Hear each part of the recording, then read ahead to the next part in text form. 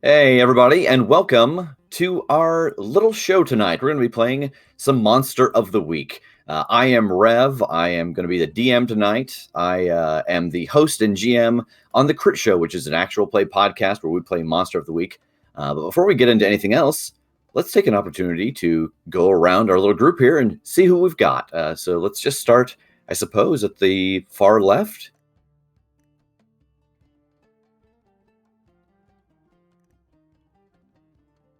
Me or Gina? Let's go with Tilt. Yeah. All right. So I'm Jay. I'll be playing Tilt, the Crooked playbook. Woohoo! For those who may not know me or not recognize me with the mask off, I am actually a DM over at 0d20.com on their Quest for the Vile Legacy, which is running now. I also assist with rollforchange.org, which has a stream this weekend as well.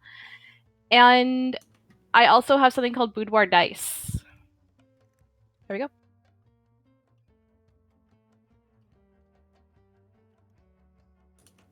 Cool. Let's go down to Gina. Hello, I am Natalie playing Gina. You can find me at Dark Aardvark on Twitter, and I run a Tuesday night D&D 5e Starjammer homebrew setting game that you can find on my Twitch channel, which that info's in my Twitter.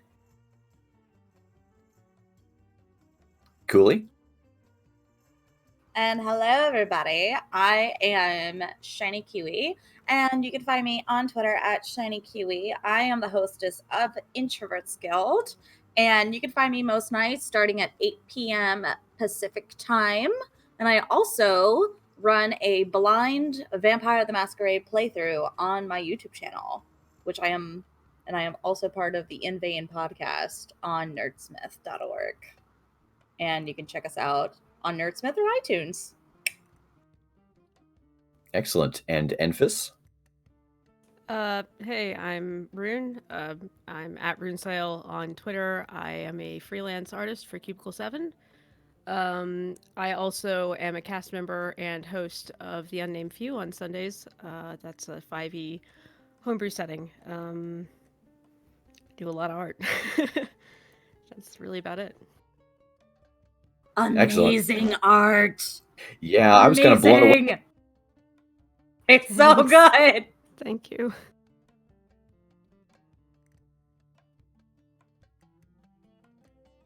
Anyway, sorry.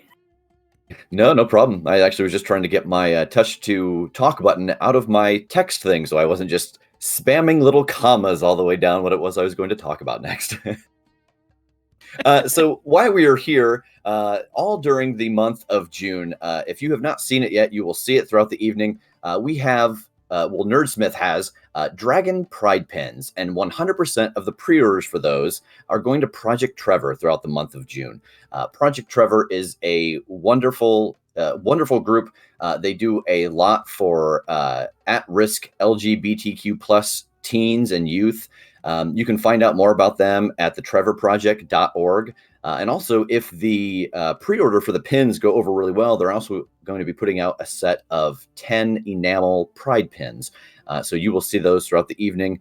They'll have some links where you can pre-order that. But if you're just itching, you don't want to wait for them to throw it out on the side, you can head over to nerdsmith.org/pride. And really, I think the last thing to throw out there is that we're also going to give away a set of dice this evening. So the hashtag for that over in the chat is hashtag torch, and that'll enter you in a chance to win a wonderful set of dice. So before we get started, does anybody have any questions, comments, concerns, recipes, anything they'd like to share?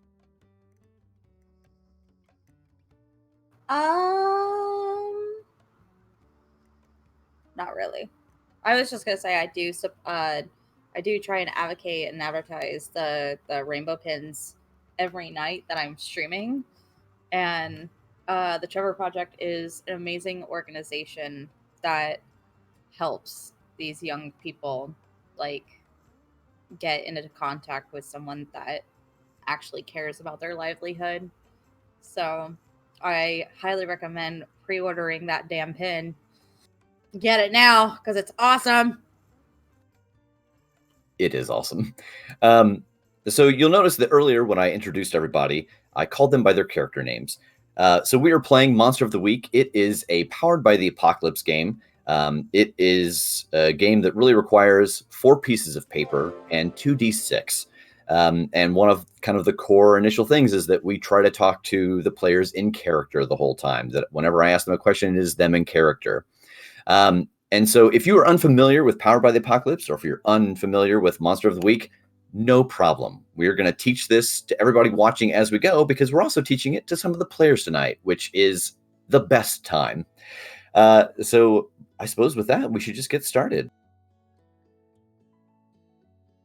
So we find ourselves at the outskirts of a city. There are a few flickering lights, and we can see the silhouette of buildings in the distance. But it's darker than it should be for this time of day. It's almost like a haze over the town. But it moves and it darts. And we pan into the city and we see people walking through the city, and this mist passes through them. And they shudder, but they don't really seem to notice it. And then we see them move around and interact with people, and no one seems to be doing well, feeling well, having a good day. There's just a lot of negativity going on. And we fade to black. We come up on Gina, and she is our professional. And she has gathered the group that we have here this evening. So real quick, let's go around, and everybody has already said their character name and their playbook, but let's give a little description of the character, what the audience sees as this camera opens up. And we'll start with Gina, since she is bringing this group together. Yeah, Gina is kind of a professional.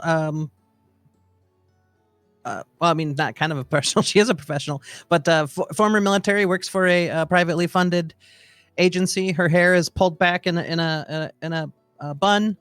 She's got scars on her face. Most of them are kind of subdued, but there's some that are kind of gnarly. And she's wearing a paramilitary uniform. All right, whoever wants to go next. Let's continue around the circle in the way. Tilt is sitting there kind of in a nice suit, like a pressed perfect suit, one of those expensive kind of things. It just kind of like brushes it off every so often in slight heeled boots and whatnot. Her hair is short and slicked back very well, and she's just kind of looking around very slowly. She's probably shorter than Gina, absolutely, even with the heels on, and just assessing everybody, even if her eyes don't seem to stay on someone.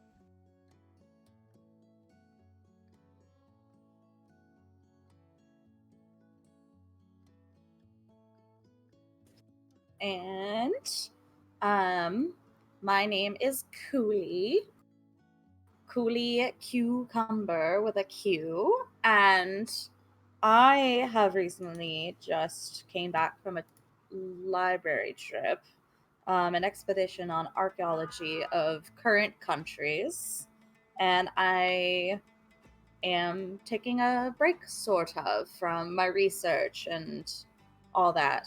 And she's very short. She has a firm, feisty attitude about her, and she's always fixing her glasses, but her makeup is on point, and she has an array of freckles across her face. She seems to be very much in black as well, so that's her whole uniform and attire right there. And her hair is slicked back as well, and her sides are shaved and little tufts of hair on the side. So, and she's currently got a backpack full of books. Or I do. I have a backpack full of books. I guess it's me now. Sort of kind of hunched into the corner, taking up as little space as possible, is a very, very tall, very, very thin fellow. Kind of tan skin, dark hair. He's got crystals dripping from just from braids and around his wrists, he has these very strange wood bracelets that are he's wearing like 6 of them on each wrist, and then has a collection of rings as well. Wearing also crystals all the way down his neck. Old-fashioned dress, looks like he probably stole his grandfather's clothing, and it's an odd look. He seems like he stepped out of just the wrong time period and stumbled into this one. And he's currently sort of eyeing all of you with this sort of tense, nervous energy that's not quite unfriendly, but it's like he doesn't really know what he's doing here. So, Gina, as the professional, you have gathered this team together because another team has gone missing. There were some reports of a city that was essentially plunged into darkness, and that darkness seems to be spreading through the countryside, hitting other cities and growing as it does. And they were able to send a team of 3 to the city that they think it originated from, but they have not heard back from that team. And so they have asked you to gather a team and head out that way to try to see, A, what happened to the old team, and B, what's the cause of this darkness. So I'm not sure if at this point, if there is anything that you, unfamiliar with this group, want to talk about tactics wise. If you want to get to know them, who they are, what they do, this would be a chance for the characters to get to know each other a little bit before you head into the unknown. All right. I know. Thank you all for answering the call here. We as I said in the initial contact, we do have a team that's missing, and we're trying to find them. The situation here is that there is a darkness that has taken over. We believe it originated in the city we are now in, and this is where the team has been sent. So we are to find the team, hopefully find the cause of the darkness. We do have a live capture policy, if at all possible, for the agency. So please don't be quick to kill. We'd rather take in either prisoners or survivors alive, especially survivors alive.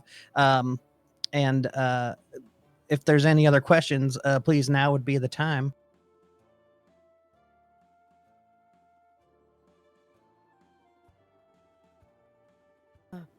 Any sightings? Yeah, that. Since the team has gone in, and this is Gina kind of looking through the report that she has, as she said, you guys are at the city. You are right at the outskirts of it.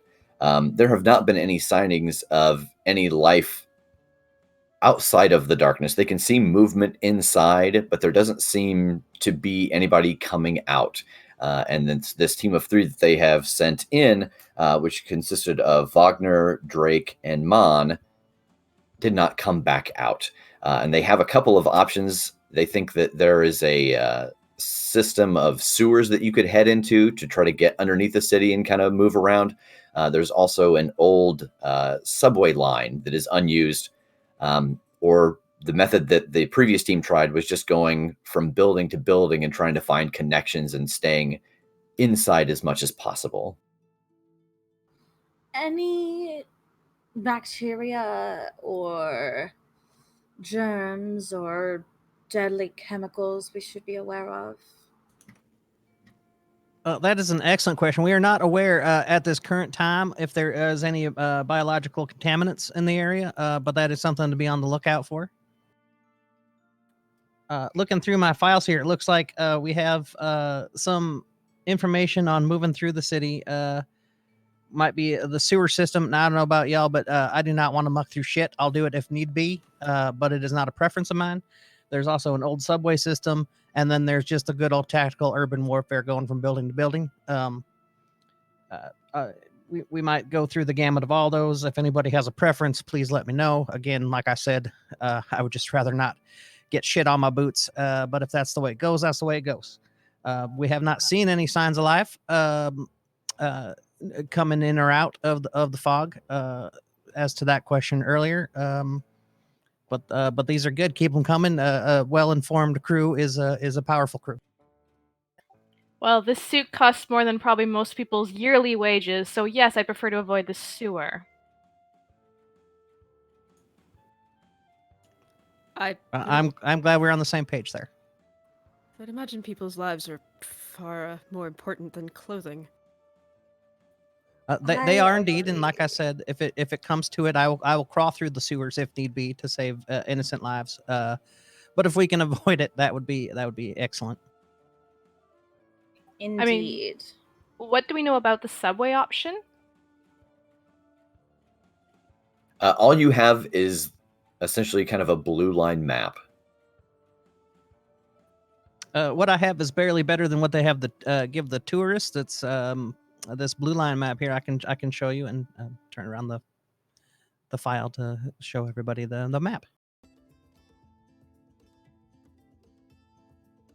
I mean, if it's not operating right now, which puts electricity at a low point of any kind of concern, it's a straight shot in, usually overall. And I mean, sewers kind of get a little weird to follow, at least if this one hasn't been broken. It's as simple as following it. Thought? That's an excellent point. Having the map does make the subway a excellent option. And as you said, I have found that sewer systems, the older the city, the more confusing they can be. More contagious they can be as well. That is true. Open wounds and sewers are not a good combination for healthy life.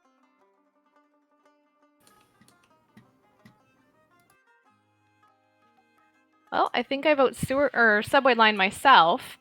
But so we don't know about any survivors. We haven't heard any calls come in or out. We've had pretty much no contact with the city in days. Am I hearing that correct? Yep, that is correct. This could be a suicide situation, apparently. Well, it may or may not be. Hopefully not. I know Wagner, Drake, and Mon are compatriots of mine. I've worked with them on a couple missions, and I do know that if I was in the city, that they would be coming to look for me. And there are, as mentioned earlier, innocents out there too, and it is spreading, so it might very well be everybody's problem at some point.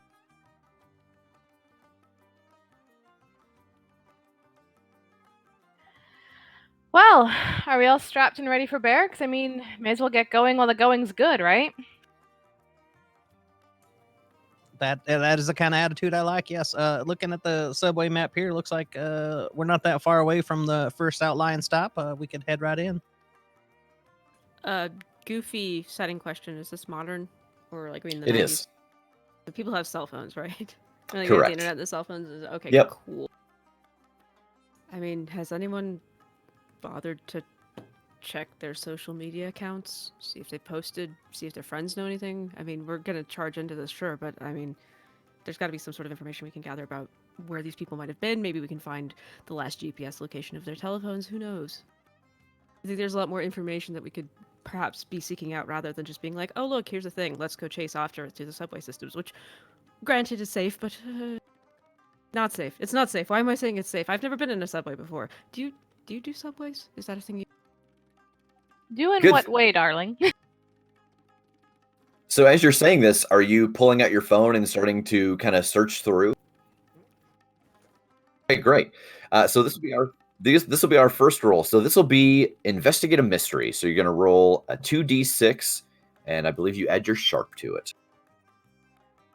Okay. You see Emrys and Enfys flip out his phone and just start tapping away frantic. That's a 6 and a 4. I don't know what that means, but that's 6 and a 4 plus the 2. So what's your total? 12. 10. Yes, 4 plus 6 plus 2 is 10. 12. Wait, no, that's 12. I'm an idiot. It is Yes. 6 plus. I'm sorry. Okay. I can't. So with that, you get a whole 2, and what that means is that you can ask 2 questions. The questions that are listed on your sheet under the investigate a mystery move. Okay, let me pull.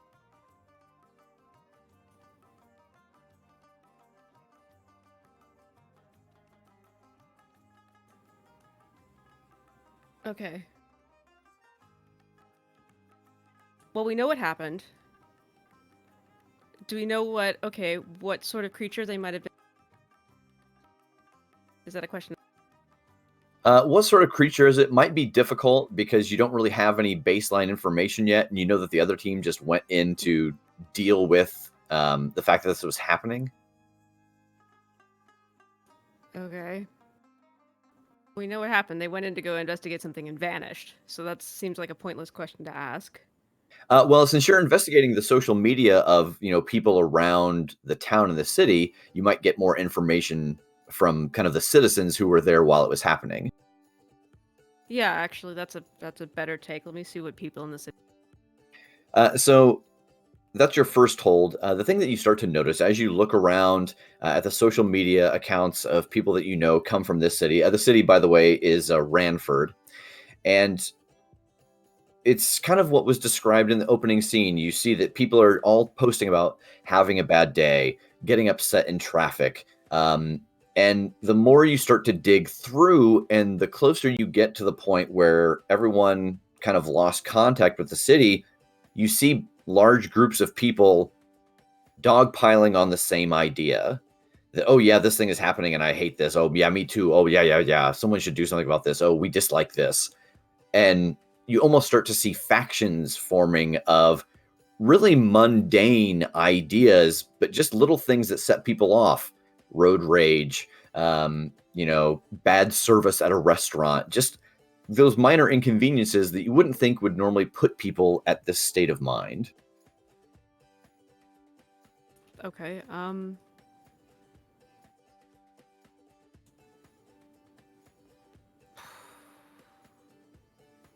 How do we make it stop? How do you what? I'm sorry. How do you make it stop? How do we make this stop? I mean, obviously something's happening, so. Sorry, go ahead. Sorry. I was gonna ask, as the player, if the Flake would have an inside connection in the city. Yeah, I am explaining this as you explain it. I'm just passing this on basically verbatim to these. Okay. It might be possible. If it was, it would be someone that you probably would find in the city. It would be hard to get a hold of them since there's been no communication in or out the last couple of days. But there is a good chance that you would have someone in the city that you know, a place that you could think to go to check maybe where there are some secret back rooms that people may not normally know to look. Okay. Can I get a hold of them on my phone? No, there has not been any kind of anything that has come in and out the last 3 or 4 days. That's so strange. Okay. I do have forensic divination, so when I successfully investigate a mystery, I can ask what magic was done here as an extra free question.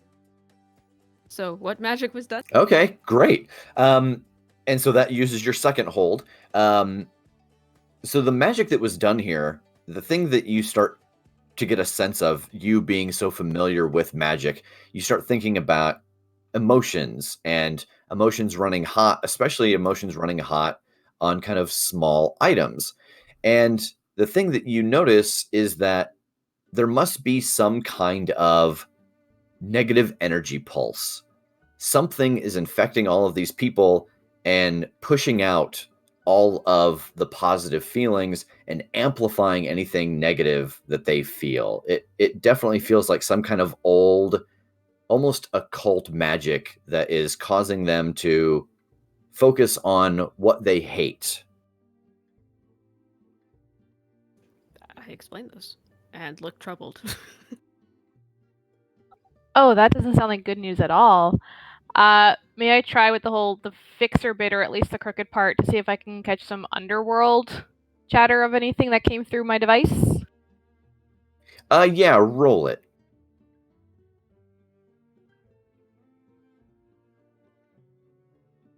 That's 2 ones. Even with everything, that'd be a 4.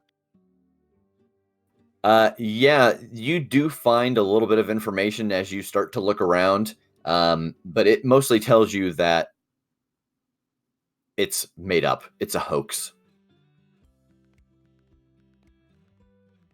Great. Yeah, I totally believe that everything is totally what you're saying is going on in this city. Me? like staring at her phone, like, yeah, huh? Uh-huh.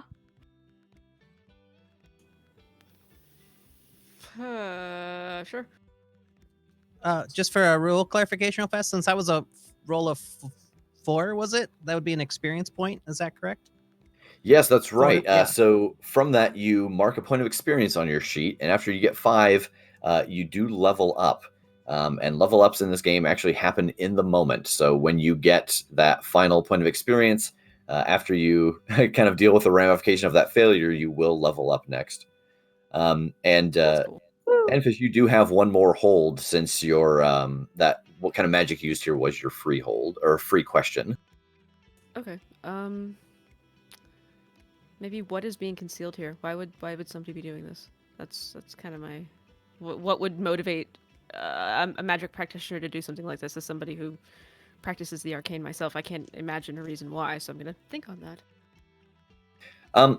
You start to look around trying to figure out, what could have caused this. And the thing that is being concealed here is that as you scroll through people's social media and you go through their Facebook, even you start going through the local news, you do find that about a week and a half before any of this started to occur, that a new exhibit had opened up in one of the smaller wings of the museum in town. And it was a wing that was showing some of the stranger, more kind of unique interests of Aleister Crowley.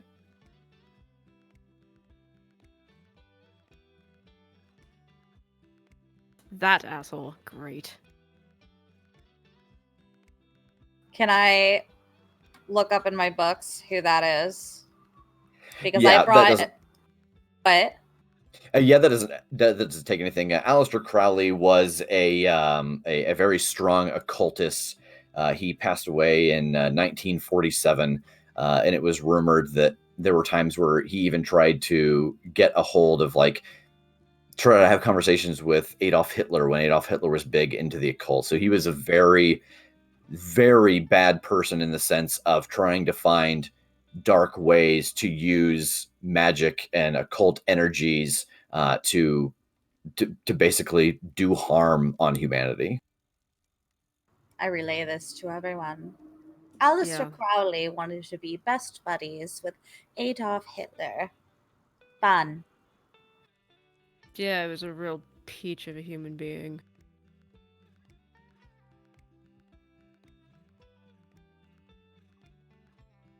Gives us practitioners a bad. Mm-hmm. Definitely Is does. that what all those crystals are for? No, I just like Peachy. it's my staff. I had a staff at one point and decided it was too cumbersome to be lugging around on the run, so I divided it into multiple pieces and linked it, and now it's jewelry. Because why not be fabulous if you're throwing? That's a good point. I like And it. it's less cumbersome than carrying a giant stick, and less obvious. Certainly. Okay. That does sound like it's a place we want to go to overall if we are to believe all this stuff that is happening. Does the subway line at least lead us reasonably close to there? I Google this. Yeah, it is about 2 blocks away at its almost final point. That does sound like an excellent place to begin searching. Hopefully, it'll garner a lead, if not the solution. Well, let's Google and talk, shall we? And Google and walk. Right. Yes, I'll be. You stick with the Google. I will make sure that we are not come upon by anything that will cause us harm. I'm gonna pack my bags and just stand up, and I'm ready. Tilt checks to make sure all their weapons are in place. Yeah, no, I'm ready to go. Enfys stands up after a moment, and as he does, you see this sword on his back. It's like a fairly long sword. It's just chilling out there. picks up his phone, doesn't even like look up as he's just like glued to his phone out the door. So you Excellent. dismantled your staff to not bring notice to yourself, correct? Mm-hmm. And the sword? Well, sometimes I like to bring notice to myself. Come on, which is more threatening? A giant stick with a crystal on top of it? People are like, ooh, you're so scary, you've got a giant stick with a crystal on it. Or somebody comes at you with a sword. Which one's scary? I can't actually use it, don't ask me. Well, I would be more scared of the sword, but now that I know you can't use it, it is a little less intimidating. That's fine, you don't have to be scared of me, I'd rather you weren't. That's awful. Why would anybody want... Shouldn't we? I'm I mean, we can already walk walking. I'm literally already walking towards the city. All right, so Walking as you guys, as you all head towards the entrance to this old subway line, does anybody have a move that is a beginning of mystery move where it tells you at the beginning of the mystery, roll this, and it might give you some useful information? No, just some bad situation stuff. Deal with the devil and notorious, so Okay, the flake is the only one who I think has a power option, but it may not be one that you have picked at this point yet. So The sharp? no, it would be under your character specific moves. Yeah. So it's just connect the dots, suspicious mind, net friends. And can you read connect the dots?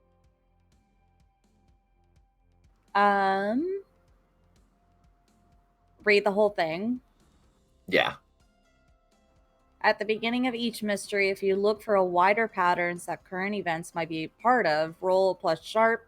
On a 10 plus, hold 3, and on 7 and 9, hold 1. Spend your hold during the mystery to ask the keeper any one of the following. Yep, so that's the one that you want to roll, because that is your beginning of the mystery move. So you roll 2d6 plus sharp, and then you'll get some hold that you can use throughout the mystery to ask me those questions just whenever you feel like it. Okay. All right. Can I roll 2? And then it doesn't seem that my sharp has any number to it. Oh, it's just a 0? Yeah, I think so. It's just a check. Oh, if you go down your sheet, there's that spot with the ratings, pick one line. You can double check there if your sharp's still a 0. Oh, my sharp's a 2. So, okay, I'm going to roll now. So a 4 and a 5, and then 4, 5, 6, 7? 7 I'll take. You got a 4 and a 5, you said? So you got an 11. Okay. So that just means that you get that many hold. What it said on, I think, would it say 3? Okay. So you just mark those hold, and then throughout the adventure, when you're trying to see if things line up, if there's something kind of hidden, you can ask me one of the questions on that connect the dots move, and then you'll just mark off one of those hold. Anybody else have a beginning? Nope. Cool. So it takes about 15 minutes from where you are located to start to walk in the direction of the beginning of the subway tunnel. What's your marching order? Who's leading the way? You guys just are you all just walking and talking? Are you trying to be stealthy? How are you approaching? Gina would be trying to take the lead, just so if anything's coming at the group, she can take care of it. And Tilt will take up the rear since she has a fair amount of firepower. I guess Cooley and Enfys will be in the middle chatting to each other. Enfys is it's weird. He's listening to you, he's on his phone, and he's looking around at the same time. Fellow's distracted. Yes, I'm chatting about the history of this city because I am a huge nerd, and the population of people and the good food it used to have. Okay, great. So Gina, since you are in front, I'm going to have you roll read a bad situation.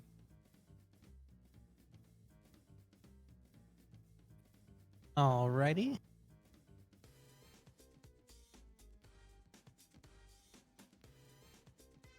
What perfect music to come into a city like this. I just had this very strange moment where I thought, oh no, the audience can't hear this music and they just see us kind of dancing, but I forget that it's also being pumped out to them. I got a 12 because I add my cool because I took the. All right, so you get a hold 3, so you can ask me 3 questions from the read a bad situation.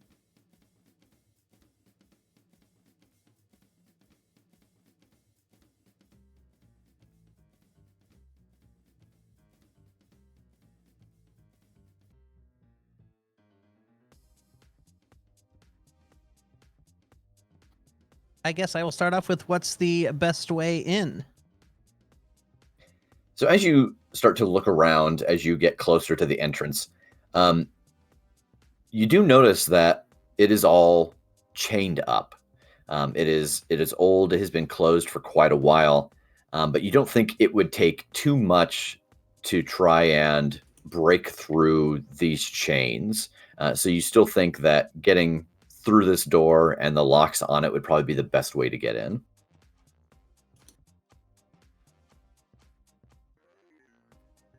Next one would be, are there any dangers we haven't noticed?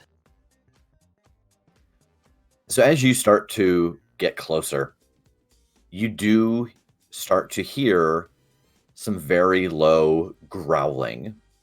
And about 30 or 40 feet away, you see a pack of people, or rather a pack of figures. And they are making very low sounds and knocking into each other, but they haven't noticed you.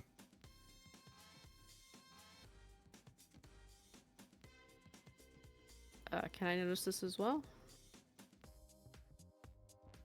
It'll be once she finishes asking her questions, it would require her to kind of tell everybody.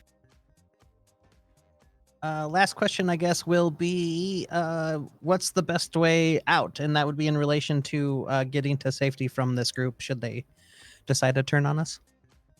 If you're not able to get the door into the subway open fast enough, you do see that there is a building basically on the opposite side of where this group of roaming figures are, that is hidden by the entrance into the subway. And that door does not seem to be locked or have anything barring its entrance. So you think that you could also duck in there as an option. She'll kind of just turn her head over her shoulder to the group and say, "We have a group up there of individuals. They're making odd noises, or it's figures. I'm not sure exactly what they are. Making odd noises. Maybe we just keep it down for a second here, investigate that. I think we can get into the subway by just breaking those locks. They're just kind of standard low end civilian gear. And if we can't get into there, I see that it's unfortunately past this group of figures, but there is a building on the other side. Looks like the door is not secured, and we might be able to hole up in there if things go south. Hopefully they do not. And again, I just want to remind y'all that we do attempt to take everything live that we can. If things get hairy, I can provide a barrier briefly. So what I hear is aim for the kneecaps. That would be tactically efficient, yes. This place has very strange music.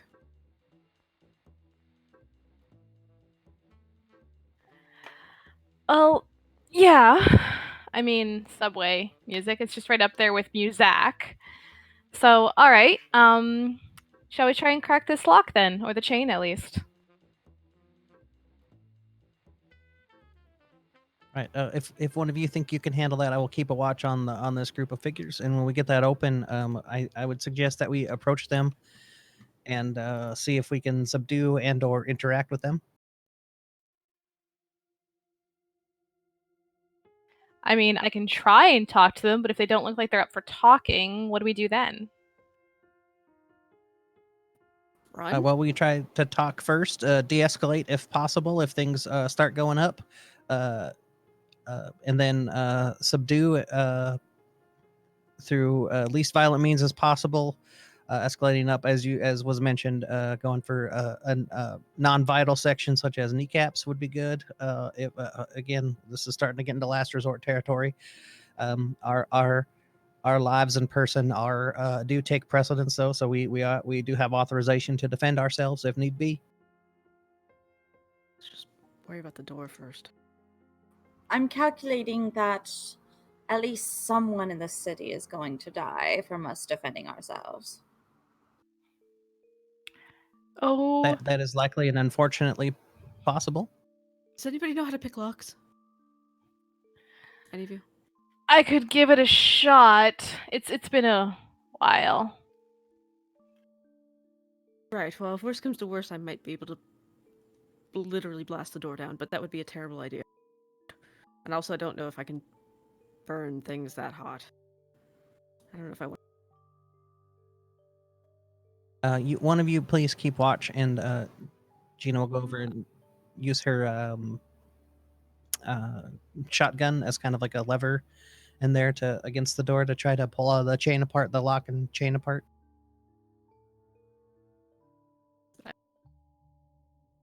And Tilt, do you have a move for this? To lockpick? No. All I have is the fact that I'm crooked. Okay, you don't have that move yet where you can get in and out and all of that stuff. I'm checking, but I don't think I have anything for that. That would have to be burglar. It's when you break into a secure location, roll sharp. Okay, is that one of your beginning moves? That's one of the backgrounds. Moves is just artifact, crew, deal with the devil, friends on the force, maid, driver, homeground, or notorious. I see. So- I see. The burglar background was the other one. Okay. Yeah. What would you like me to roll though? To break in the type situation. I think between Gina trying to use the shotgun to kind of pry it apart, and if you're trying to kind of finesse the lock, I'm gonna have you roll sharp, and Gina will roll help out. And so yours will just be straight, 2d6 plus your sharp, and then Gina, you'll actually roll the move help out.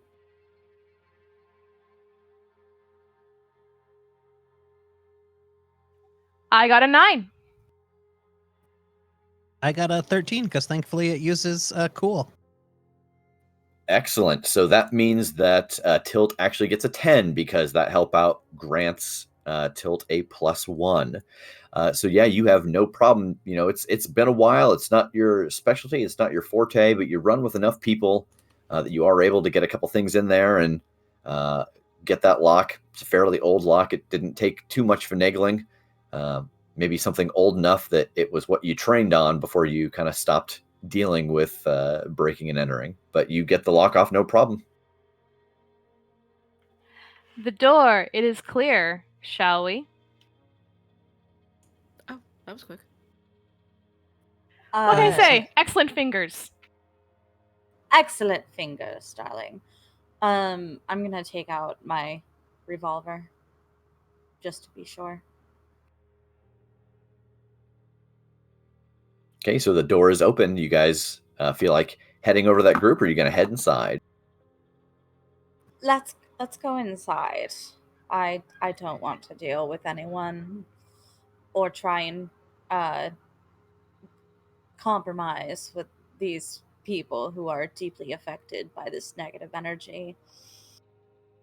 That is a good point. We do have an excellent lead on the museum, so it might be worth checking that out before we engage and risk having to not take anything alive. I'm gonna actually stop at the kind of halfway in, halfway out of the door, and just watch the crowd, observe them for as long as they will let me, to see what the heck's going on here. Just to see like their behavior, or if they're obviously affected by the arcane, anything like that. All right, roll investigate a mystery. Pure. So that's 2d6 plus sharp. That's correct.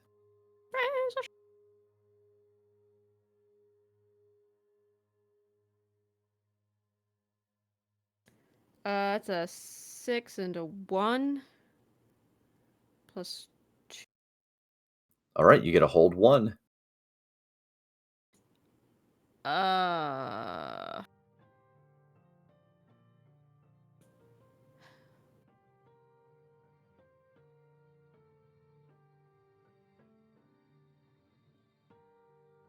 Do they seem I guess, can I ask if they seem like hostile to people around them, or is it just like a localized kind of hostility that's contained to them? I guess I'm looking for. Yeah, so that I'm trying to think what question that would fall under. I guess what is being concealed here Yeah, again? that's fair. Yeah, so as you're trying to get a sense of their aggression, you notice that they are not aggressive towards one another. And actually, the longer you stand here and look, you realize that the figures, while seeming humanoid, are devoid of any features whatsoever. It looks like they are made out of this dark shadow. And there's a slight glow where the eye should be. And what you took as them jostling into one another is actually kind of what you notice is that they don't seem to pay much attention to one another. That as they are moving around, the aggression just seems to be within themselves. It doesn't seem to be focused externally at all. I guess asking what magic was done here is kind of redundant, because it's obviously this fog, right? Or what magic was done here, since I can't ask that. Why not? Guys, wait, look. Just point to the figure. Like, I grab whoever's still in the doorway, I'm gonna grab them by the sleeve and just turn them around. What? Look at them. They're not actually people. What? How? Oh. Am I with Gina by this point? I would have started headed in to the subway, but kind of perked up when there was more intel on the group. They're just shadow. Well, they might have once been citizens, and they might once be again. This is making me think that maybe we were on the right track to not interact with them at this point and try to get to the museum wing for some intel before we risk harming any innocents that have been overcome by this magics. Cool. I'm gonna take a picture without the flash. Zoom in on their faces and everything. And then send it to the friend that might be in the city and might not. And I'm gonna be like, if you're still alive, look at this. What should they do if they're dead?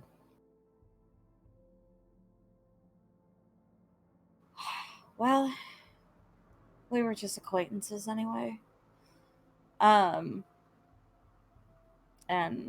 she's gonna keep the photos on her phone as well. So, but she's gonna keep walking towards that door.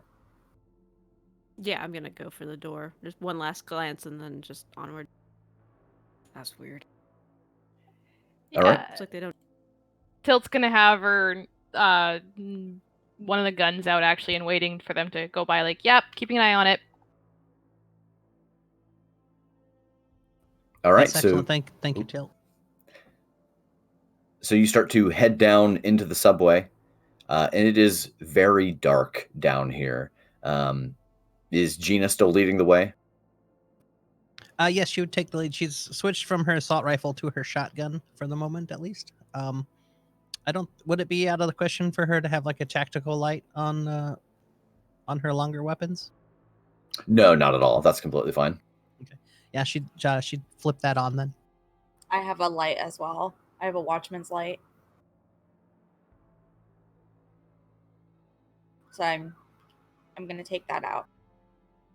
Is it outside of the realm of possibilities of things that I can do to summon a small flame over my hand without like trying to hurt somebody with it? Can I just get some light in here? No, I don't think so. You have the different effects of your magic, and Yeah, so they're all harm spells. I'm just wondering if there's like a kind of a smaller sort of here's a flame. well, you could use the move use magic, which also has a couple different effects that are not always damage related. Okay. And that'll be on the generic hunter move list.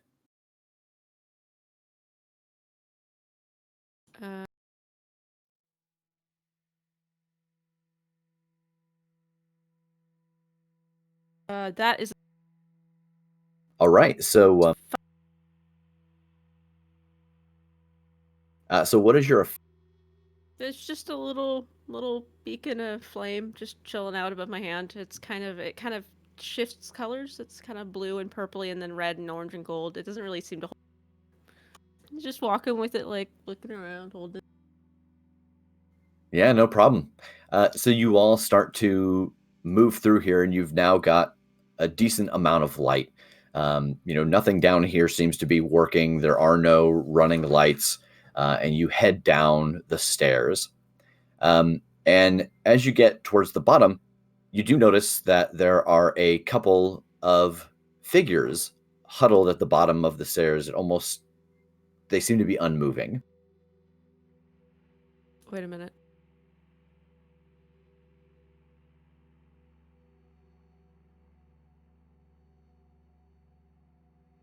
We should turn our lights off.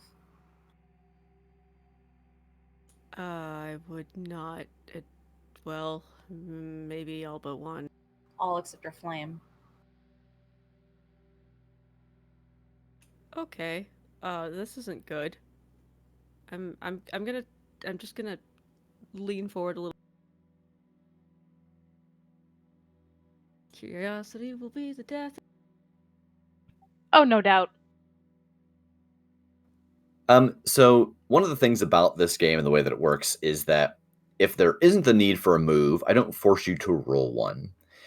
So normally, if this might be a creature in hiding, or if it was a danger, I would have you roll read a bad situation, or I might have you roll investigate a mystery. But as you kind of start to peer closer, you see actually a outfit somewhat similar to what Gina is wearing on one of the huddled figures, and it seems like they are asleep.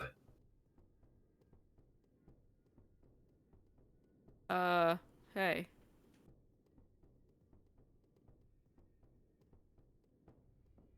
I just point.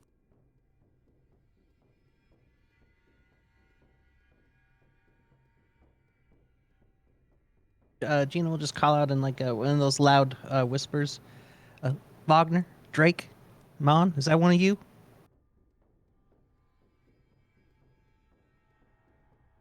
Yeah, as you do this, the figure does start to stir and roll over. Are you, hello? Y'all stay here and keep a lookout. And then Gina's gonna kind of move forward as quickly but silently, thinking that she's under the impression that she might need to render aid.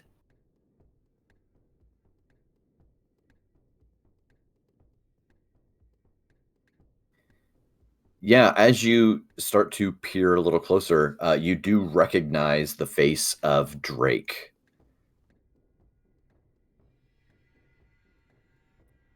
Drake, what's going on? Drake, are you all right? Do you need first aid?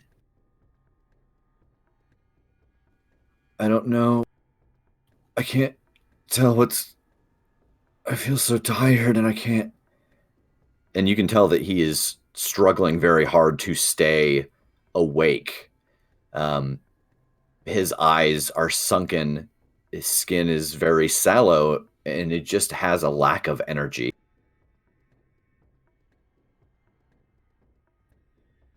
Is this far as you got, Drake? Where's the rest of the team? Stay with me, buddy. I just need some answers. We'll get you out of here. I stayed back. They found a map of a passage, something to do with one of Crowley's old experiments. Shit, it is that old bastard's fault here. They found a map of the passage. How long till you started getting tired, Drake? It wasn't time. It was that mist. I felt it. It went into me, and I can feel it. It's still there, and it's draining me.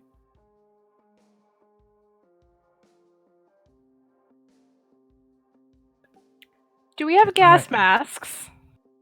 I have a scarf. Great. Let's back up into well, everybody else stay put, I guess. But Gina will go back and all right. Well, that's Drake.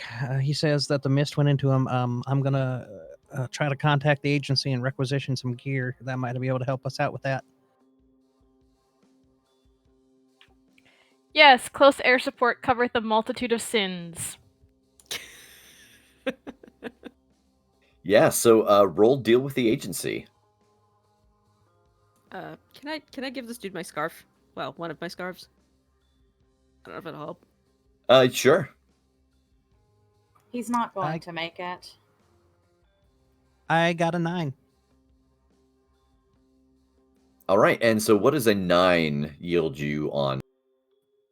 Things aren't so great. I might get chewed out by my superiors, or there'll be fallout, but you get what you need for the job. And so, what all are you? Well, I'd be requesting, depending on what depth of weird tech the agency might have, I'd be something that would stop some sort of occult fog from getting into one's lungs or something, or failing that, just like a standard real world gas mask sort of thing. Yeah. So, because they do have weird tech, you believe that they believe that they would be able to drop you a couple of essentially rebreathers that they think will help keep this out. But it will only work for X amount of time. It'd almost be like a scuba tank, that if you go into the fog for too long, they think that after 15, 20 minutes, it's probably not going to work anymore. Yeah, we'll take what we can get.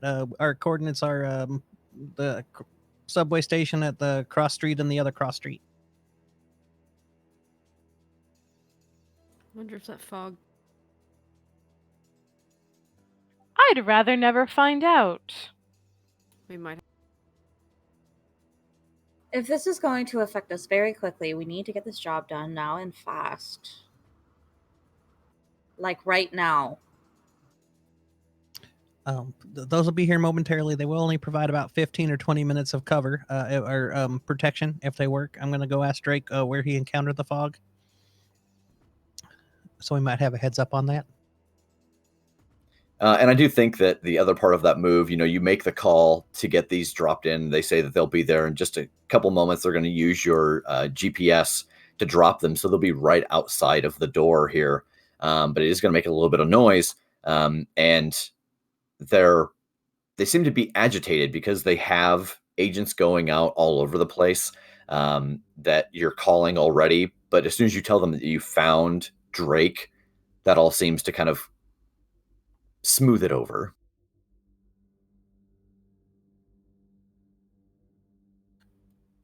Yeah, I'm gonna go up topside to get the rebreathers. If I don't want to split us too much, but if one of you would come with me, it's gonna raise a ruckus, and we might have some activity up there.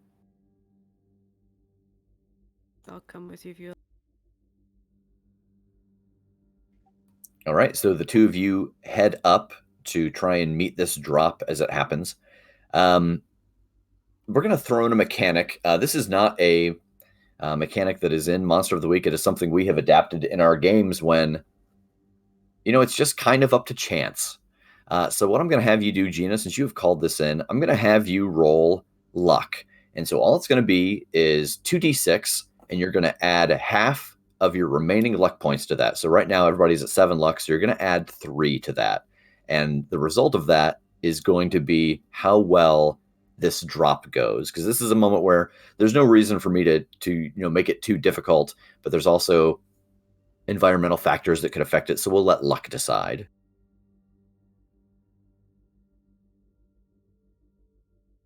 I rolled a 7, and I'm adding 3 to that for the luck. So that'd be 10. So 10. Perfect. So you are able to get up there. That roving group is off to the side, and sure enough, you see this helicopter very quickly pass over, and a small cylinder drops out of it, and you are almost able to reach out and snatch it out of the air and step back inside before anyone out here is any the wiser. And inside are 4 of these small rebreathers. All right. I forgot who went with me, but you'd hand the first rebreather to them. Again, remember, you only have 15-20 minutes of its effectiveness. No, we should give this to your... All right. We'll do that. Let's head back down there. Can your friend make it outside the city? How long did it take? It took about 15 minutes. Just got enough of a rebreather to get out of the city, and by then the air should clear out. Just getting him out of the environment. It's hopefully it's not a factor of him already being contaminated with it, but it is worth a shot. It would gather us intel one way or the other at the very least. Thank you for your sacrifice there.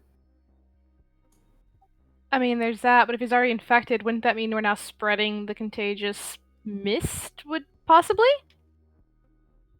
The mist is only inside the city. I don't think being on the outskirts is going to do much damage to everyone else.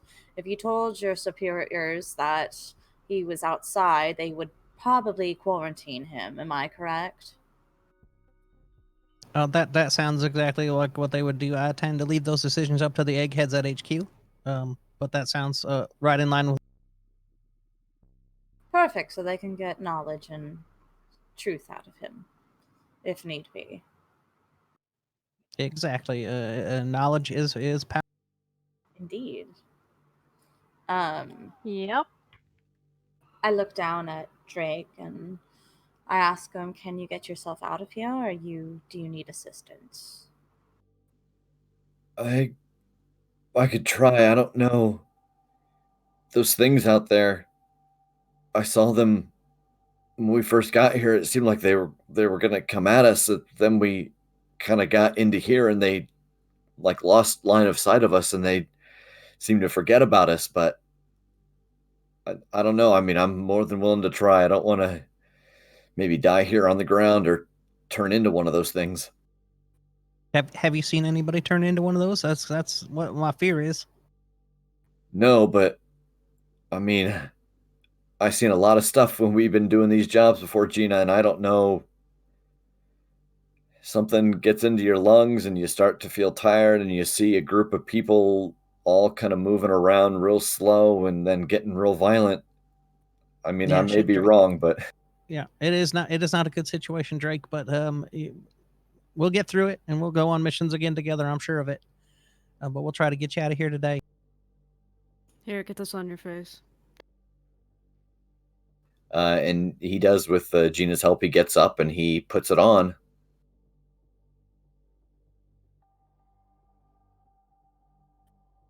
Where was the fog you encountered there, Drake? Was it nearby here, or was it farther down this passage? It was right outside the door. Was it not there when you guys came in?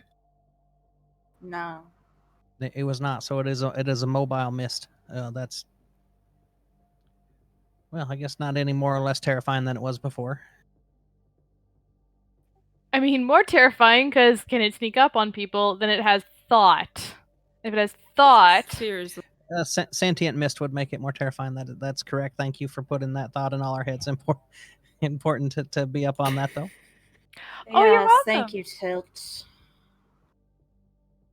Let's know he's focused. I do what I can. Yeah, so Drake tries to get his feet underneath him and starts to go up the stairs. Is there anything that I don't know? Is there anything I should be on the lookout for? Did you see anything bad when you were coming in?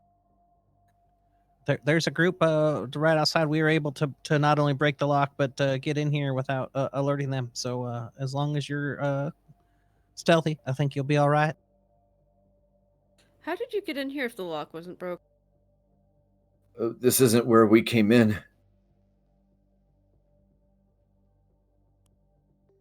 We came in further down, and I knew that the blue line exited this way. Thought I might be able to get out and get back, but I never made it up the stairs. God, Well, you did well, buddy. You got real close. Just keep walking and get out of the city as fast. All right. Don't stop for anything. And he pulls a sidearm out and cocks it, and you've been with him enough, Gina, to see that his hand is a little shaky, and he steadies it with the other hand and starts to make his way up the stairs. Should probably kick that thing on when he steps outside, or if he sees the mist again. I don't know. I don't know how. Probably just So know it's infectious. I hope not. If it is, we're all screwed. At least we have the masks. Let's keep moving. I'm gonna turn my flashlight on. I still get my little flame up. Yeah. all right, so you all start moving deeper into the subway tunnels.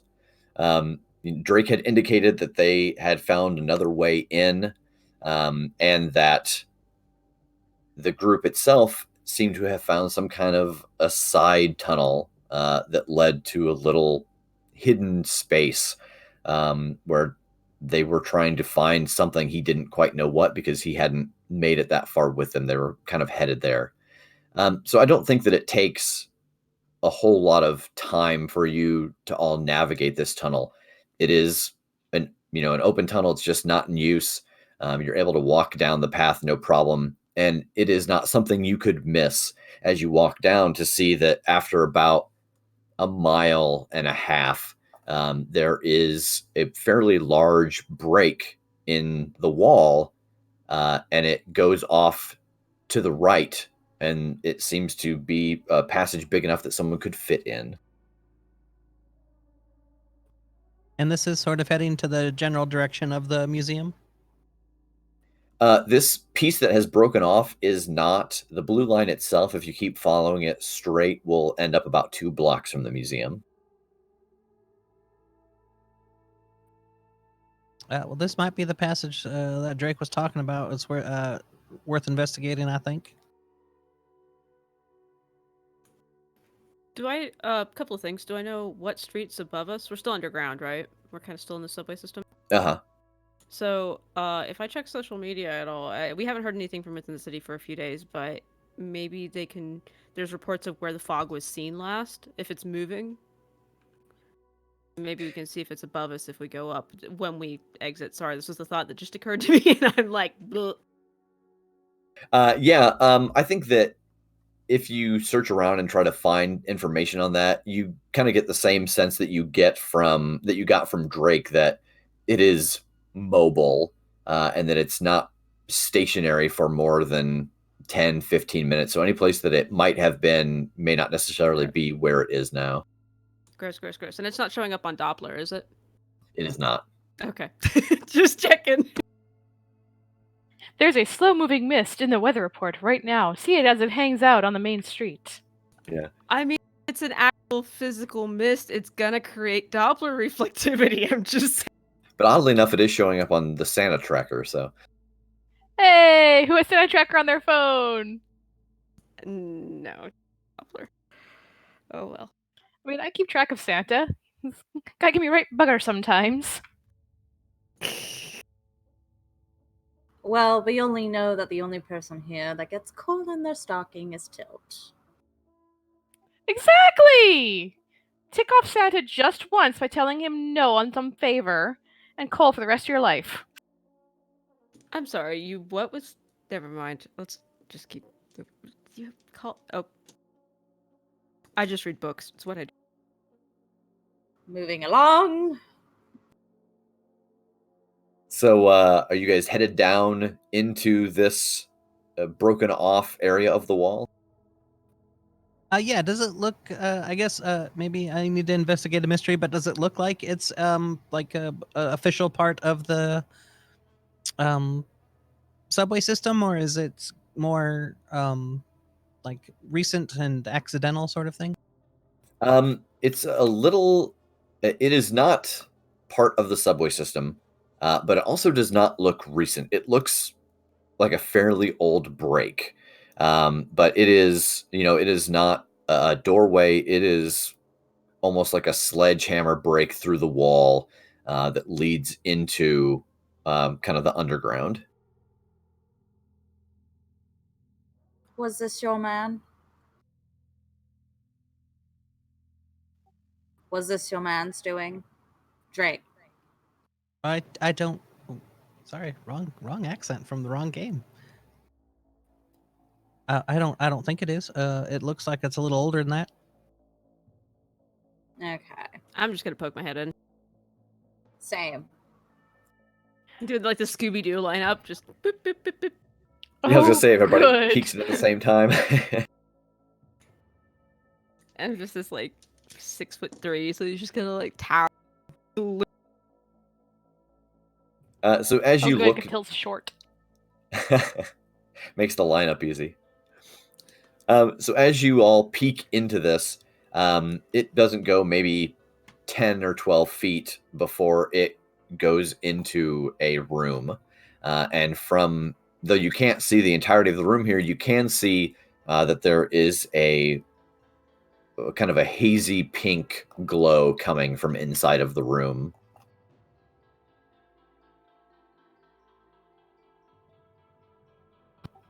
Hazy pink glow. How lovely. Let me go first if you don't mind. Not at all. This Go looks a right little bit- ahead. Please, by all means, yeah. Be my guest. All right, I move forward very cautiously, kind of holding the flame up so it diffuses and like kind of. I'm not gonna like Leroy Jenkins in Yes. here. I'm just gonna move. Excellent. Good. So roll read a bad situation since you're trying to evaluate the Yep. room as you go in. Sure. Let me go find.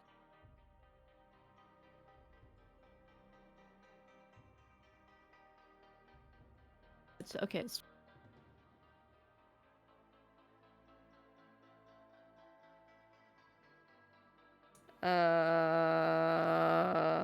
That's an 8.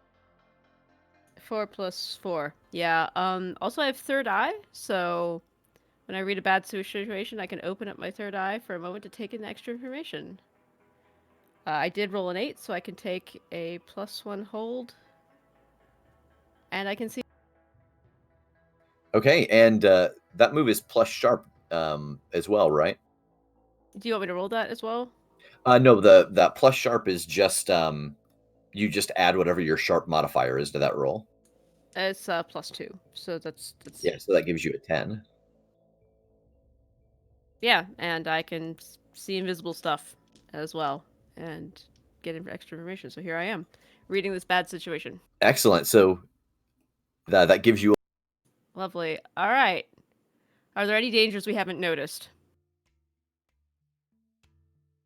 As you start to head down this hallway, you notice that there are, in the far right side of the room, a couple of runes etched out on the ground, and they're fairly old and dust covered, but they're in a circle, and it very clearly looks like if you were to step into it, it would be a trap.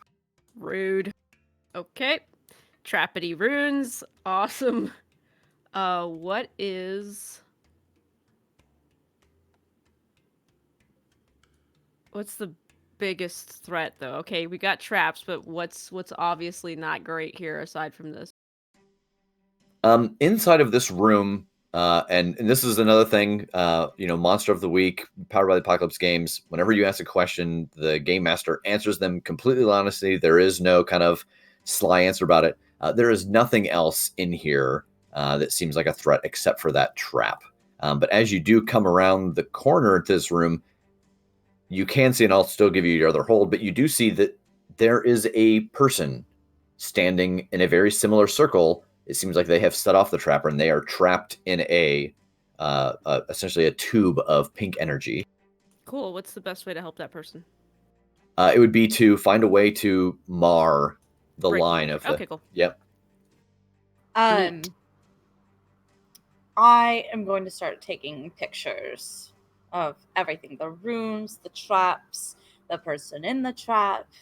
Watch your step. Yeah, she's keeping an eye on. I'm keeping an eye on Once this. you've- Yes. Once you've taken pictures of stuff, let me know. Okay, so she is. Yeah, she's gonna Stay. go through my pictures, see if anything she missed, and then put my phone away. All right, I'm done. Everybody stand back. I'm going to break this first one with my sword. Hopefully I don't get eaten alive by this.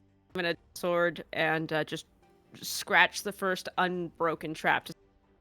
Yeah, I don't think that takes any kind of a roll. I think you were able to drag this sword. What are the tags on your sword?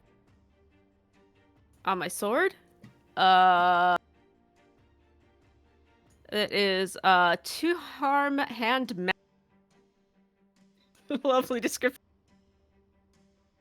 Yeah, gun out, pointed at the person in the trap, just in case. But kneecaps. And I'm gonna point at the person in the trap. Who is that? Don't know yet. We'll find out. So the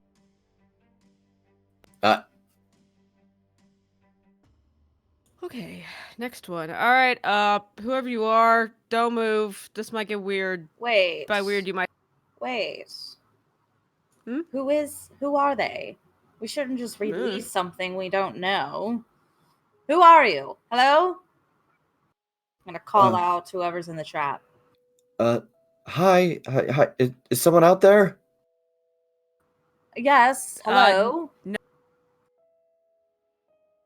Why would you say no? Because We're it's all obvious right that there here. is. It's obvious we're here. Well, yeah. But you said no. We're totally not here. Who are? I can't. If you're out there, I can tell there's sound, but I can't. This is stopping me from understanding you. I can't hear or see anything. I turn to Gina. Is this one of your men or women? People. You can kind of see the shape of the person inside, but Gina, it does look like it would be the height of Mon. She's like 5 feet 3 inches, and you're familiar enough with her height and her tone of voice that you think it is her. I do believe that might be Mon in the trap. Great. All right. And it is good to exercise caution, but I doubt that a villain would be caught in their own traps, although that would be quite the cunning ruse. You never know. I Could be a mean, different villain. that's what Enfi says. Enfys. Pardon me. But close. Enfi. That's a new one. I'm gonna go. Maybe it's a pet name. Absolutely. God, no. Enfi it is. Break. No, God, no. Enfys. I'm just scratching out the runes with the sword. It's Enfys. It's Enfys. It's been Enfys for the last 5 years. Can you break the trap now, please? What am I doing with my sword? I'm pointing it at the ground and scratching. So as you approach to try to drag the sword through the runes, you notice that the sword will not pass through the field.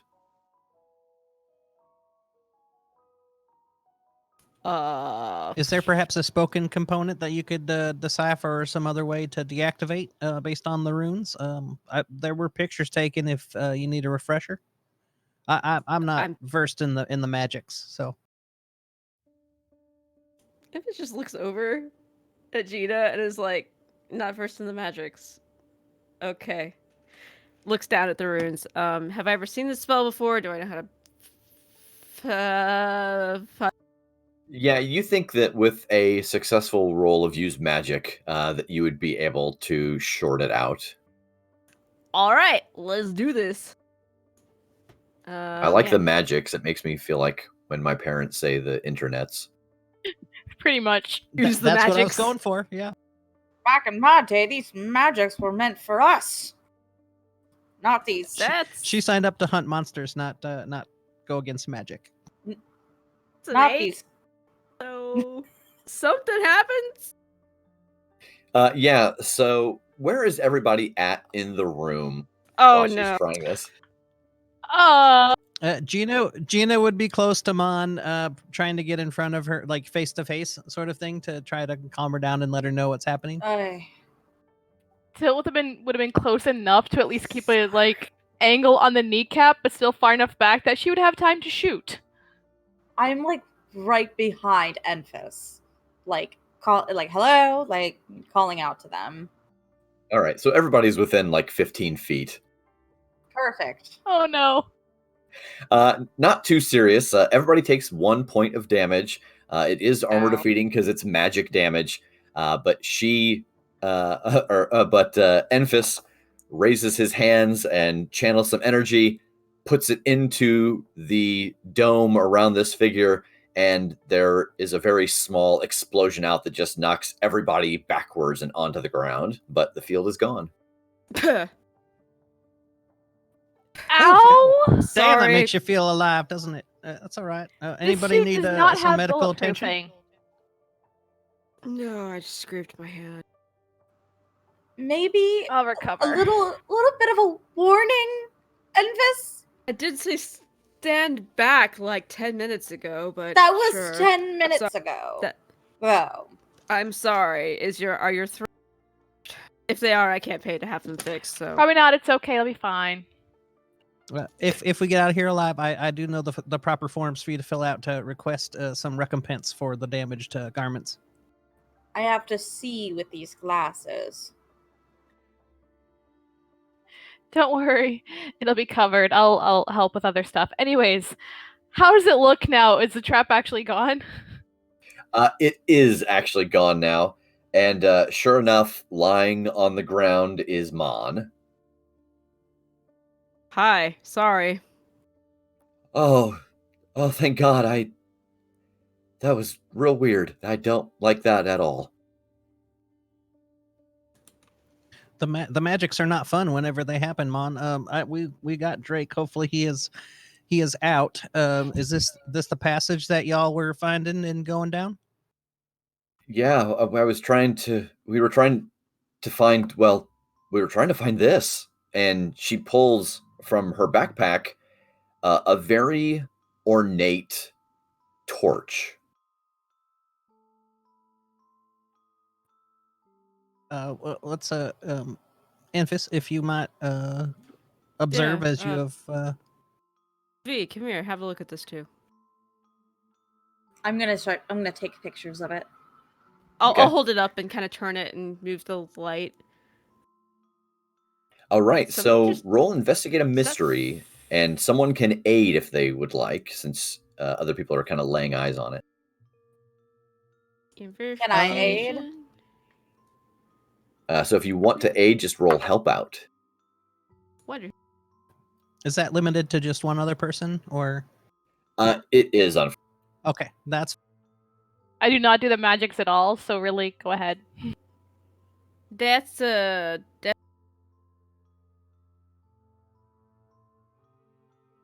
Yeah, no problem. So that gets you a. shiny. Oh.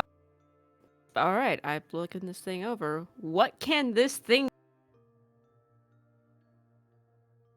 So looking at this, it actually seems familiar. You think that at some point in the numerous books that you have read about this torch, and that it is one of a set, and that when ignited, it can burn away unnatural or supernatural darkness. The issue is that as long as these torches have been around, the way to light them seems to have been lost or forgotten. But it is a set of 4. Is it just a picture of the torch, or is it an actual torch? It is an actual torch. Okay. Where did the other ones go? So as Ask you're, yeah, because where did it go is your question, right? So as you're examining this torch, turning it upside down, looking at the different areas of it, you do find that there's actually a twist on the bottom. And I have a sense that you kind of look around and you just start turning it. And I back away. Like Everybody stand back. I'm about to do science to it. I'm about to do magic to it. And the end cap comes off. And inside of it is a small scroll. And on it is written, "I'll not stop working." But you can tell that this is part of a ripped up piece of parchment. But all it says on this piece is, "I'll not stop working." V, get a picture of this. It's Cooley. Wait, who's Cooley? I'm Cooley. Right, Cooley. So I she's think your name's V. When did that get? Funny thing, right? Just in the sense of where did it go, Mon actually tells you as you find that little hidden compartment that Wagner went off to find the other one. That on the map that they had found, there were 4 places marked on this map, and 2 of them were inside of the museum, and then one of them was actually inside of an old park. Okay, well, great, awesome. What magic was done here? Unfortunately, none yet. If you can figure out how to turn them on, perhaps magic will be done here. Okay, then we have a torch. Does anybody want to carry this, or is I? If it has to do with the magics, it's probably best if it keeps it in your hands. Kind of feels safer that way. Yeah, okay. I tuck it. I've got like I guess like a bag or something next to my sword. I just kind of screw the end cap back on. Put the scroll back. Okay.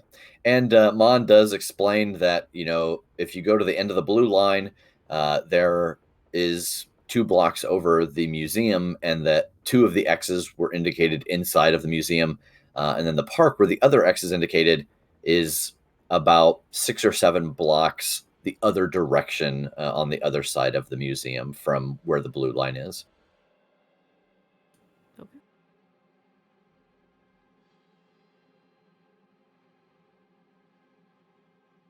Okay.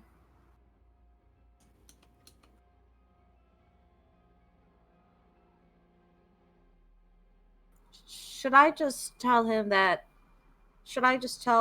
she can follow where we told Drake to go?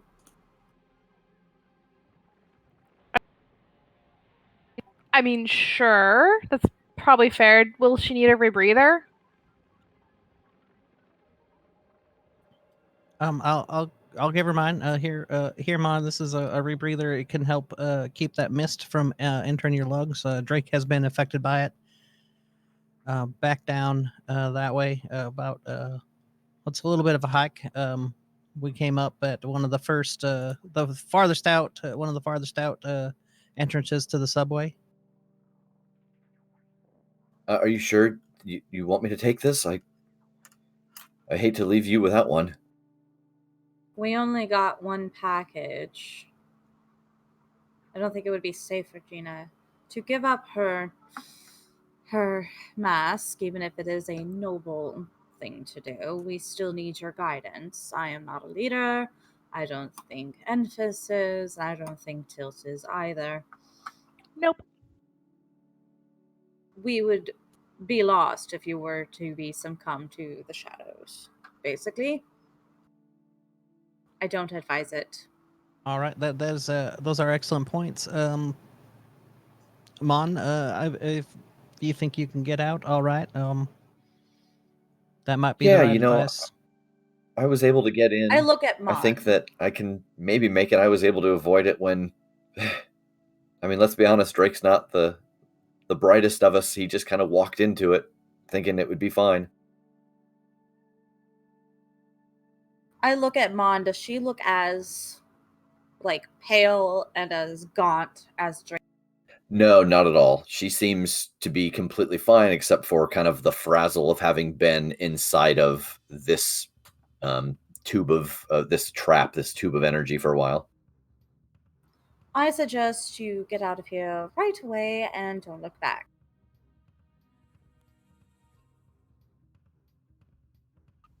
Deal? Yeah, I think that sounds good. To be on the lookout for Wagner. I don't know if he was headed to the to that park or if he was going straight to the museum.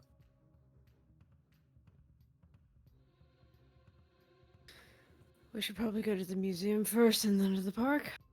I'd love to do that.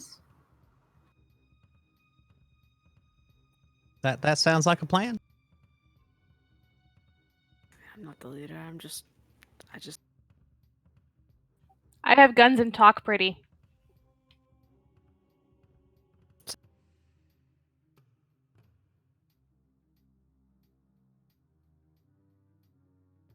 So when you all head out, where do you want to go ultimately? As you head down the blue line, do you want to head towards the museum or towards the park?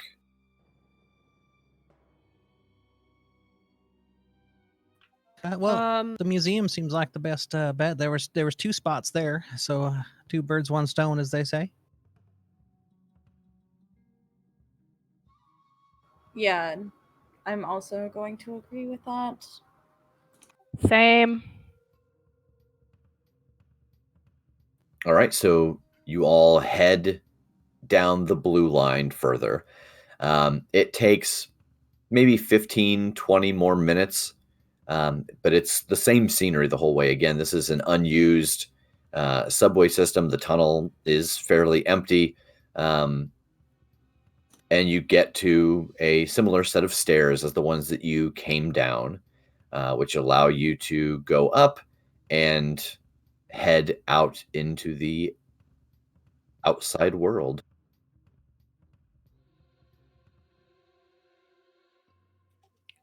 What's it like outside?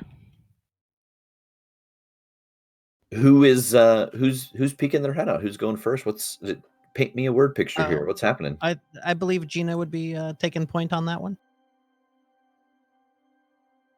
All right, so Gina, read a bad situation as you start to come up the stairs from the subway. I got a 9. All right, so that gets you a hold 1.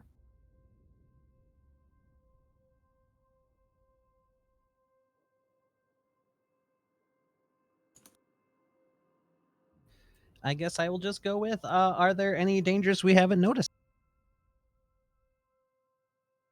So from where you are, you can see about 2 blocks down the large set of steps that lead up to the museum.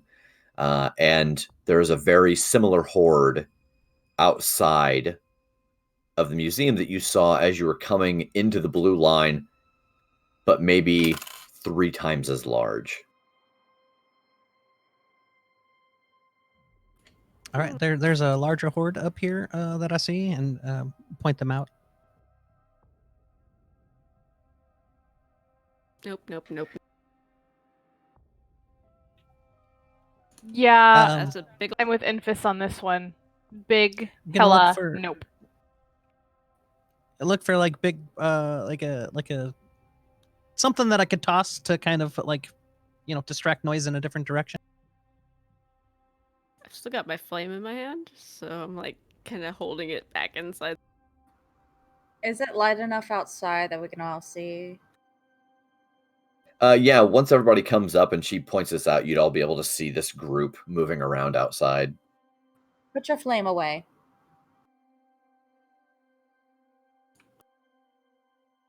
there, and we all turn off our flashlights and everything. Sorry.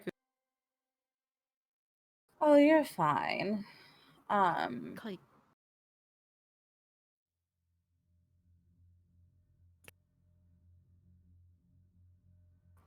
What? I was just asking if I could call you Kid Cooley, and then I realized that was probably not funny. So, mission. Probably wise of that, dear. Things. Terrible things. Frightening things. Large mob of things. Do we need to approach? Big credit. Yeah, but are they blocking the way to the museum? Yeah, they're all around the bottom of the stairs that lead up to the entrance of the museum. That's what I was worried about. Make a distraction. It's fire related, just putting that out there. Okay. I'm gonna take pictures of these giant monstrosities without the flash, just like, gee. Fire and forget is fine, provided you never actually forget. Fire and forgive. Hey, does it work on a? If you could get it lit, does it work on its own? Yeah, you know that it is stronger when all four of them are burning, but that it would have some power on its own within a smaller sphere of influence. Can I just try to light it with my own dang? You can. Let's see here. Why don't you roll luck? So this is going to be 2d6 plus 3. Yeah. What the hell music just? Oh no, but sorry, that's my ringtone. Give me a moment. Hello. It's emanating from the torch. It's how we know it's working. You said plus 3? So you go to try to light this at the top with your little magic fireball, and nothing happens. But nothing bad happens either. The flame sits there for a moment, and as you take your hand away, it just kind of fizzles out. Okay. Yeah. Did anything on the torch react to it, or did it just went, nope? Yeah, actually, as you put this fire on it, you see that some of the intricate details along the kind of the base of the torch almost seems like they try to light up, but they don't. Not enough power. Of course. Like standing in the corner with this torch. I need more fire. I just need more fire. That's just what I need here. Is more fire. I mean, that's really a wizard's, I think, decision for everything. It just requires more fire. Exactly. Guys, shirt. It says wizard on it. Yeah, no, I'm gonna turn excitedly to the group and go, no, fire! More fire! Just, we need more fire to make What? we need more fire to make Okay. the torch thing. Okay. How can we? Okay. Well, I could try harder to make more fire. I suggest Not here. Not here. Not here, but the fire distraction does see if you can throw a ball of fire Yeah, absolutely. away from them and us. I could just put it at my feet, and that would be a heck of a distraction. That's part of the away from us, I think that Cooley was meaning. Oh, You guys really don't do sarcasm, do you? Yeah, no. I step out and kind of poke my head out to see if there's a likely sort of away location. I think that just your sharp that you have in general probably tells you that out here there's not going to be a good spot, but you could go back into the blue line. Mm-hmm.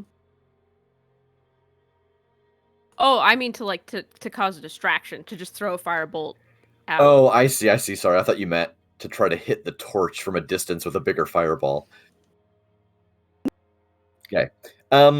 Yeah, so in that case, I think that is just going to be kind of your judgment. There's not really kind of a role for that one. So I think it is looking around, seeing where the mob is, and just kind of deciding where you think you might throw it. Because at this point anyway, you're not sure how they'll react to it. You don't know if they'll run to it, if they'll run away from it, because you guys don't really have any kind of a litmus test for how these things respond to you so far. Right, now I'm gonna have to step away from you guys and make sure that if they have any kind of awareness, that they don't realize that it came from your direction. So further away is better. I look around. Is there any fog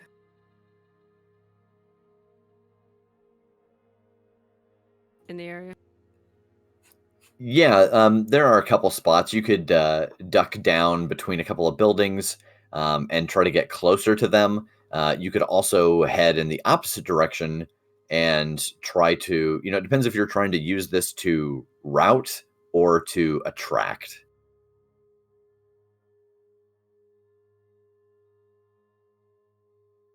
I don't know, boss. What do you think? Looking at Gina, and probably Tilt and Cooley as well. I think distract might be the way to go at this point in time. We just need to get around them. We're not trying to like hurt them or anything like that.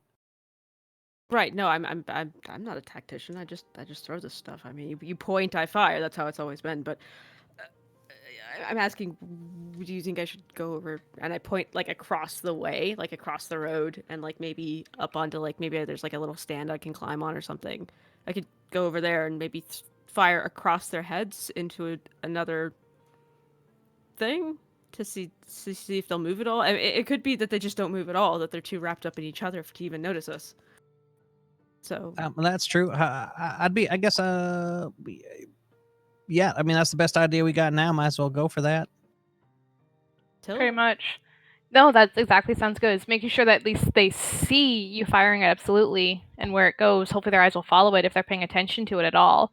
I'll go with you for providing cover, but that's about it overall. If that doesn't work, I mean, mad science means never stopping to ask. Magic means never stopping to ask what could happen. So we're gonna see what happens, I guess. That's not at all what magic means. I actually look genuinely offended as we walk across the street. Magic means asking all the questions. The nature of magic is questions. It's wonder and questions, and I'm like escalating this conversation as we're moving.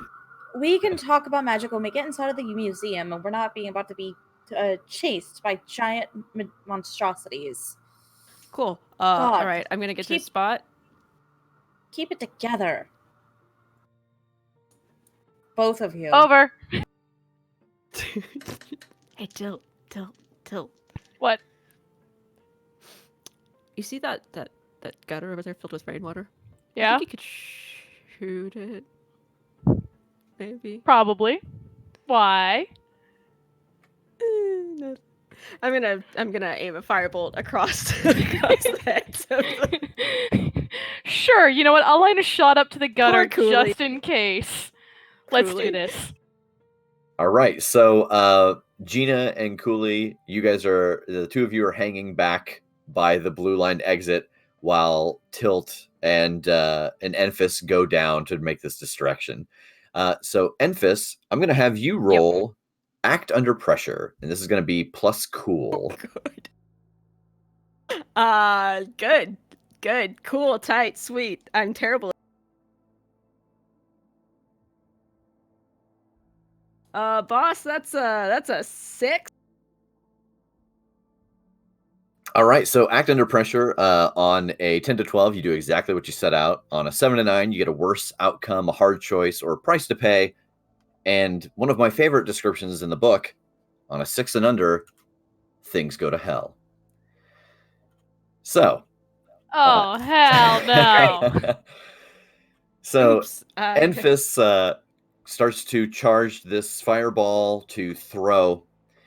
And as he throws it, this dark cloud comes streaking out of the sky and seems to pass through the fireball and absorb it.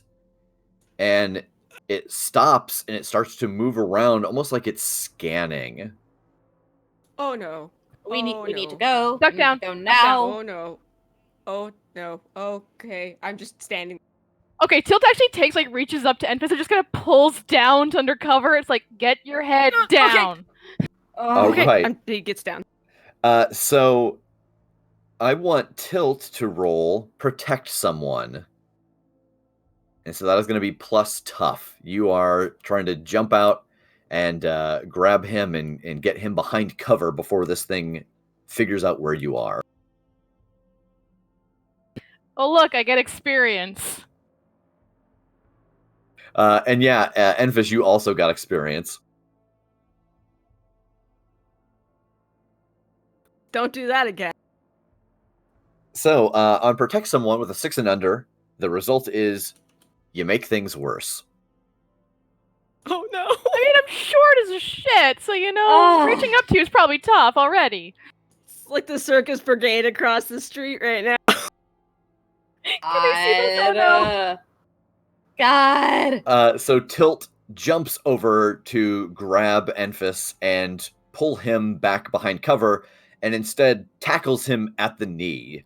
And you both collapse into the ground, onto the ground, not into the ground. You don't just suddenly meld into the earth. You collapse onto the ground, and the sound draws the attention of about 6 of those creatures that are roaming around the front of the museum, and they start to move in your direction fairly quickly. Fuck. I mean, it's technically a distraction. Tilt. You're technically down. Tilt, run, tilt. I'm gonna grab my shotgun and pull it out and look at Gina and be like, this is the time to defend our team more than protecting these people. I'm gonna do it. She clicks off the safety of her assault rifle and says, I agree. Good. All right, so the two of you heading up to join them? Yes. We're gonna, I'm going to go up there and I'm going to be in front of them aiming my shotgun at these people. Wait, do I have a shotgun? No, I only have my so I'm gonna pull out my 9mm and aim it at these monsters. All right, so the scene that we have in this moment is Gina and Cooley with their weapons drawn, standing over the pile of bodies that is Tilt and Enfys right now. And these 6 shadow figures moving towards the group. So the way that combat works in this game is, I never take a turn, I never make a roll, I never attack for the enemy. The enemy is always a response to what it is you have done, what you have attempted. And so, Powered by the Apocalypse games are very narrative driven. So it is, if you can think of it, if you can justify it, you can absolutely try it, and the dice will let us know. So I assume that Gina, with you have the assault rifle, is that correct? That's correct. So I think that Gina would get the first chance to take a shot, because I think the range on the assault rifle is a little longer than on the handgun. Yeah. So you will roll kick some ass. Kick some ass. That would be a 9 total. All right. So what is your harm on the assault rifle?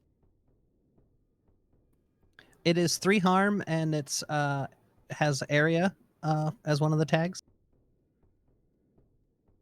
Yeah, so since it is area, you actually are able to spray bullets into the entirety of the approaching group. And one of them, as soon as the burst fires off, starts to move very quickly, faster than you think that something that large should be able to move, and it is on you. And you take 2 points of damage, but it is not armor defeating, but you do lay bullets into all of the approaching creatures.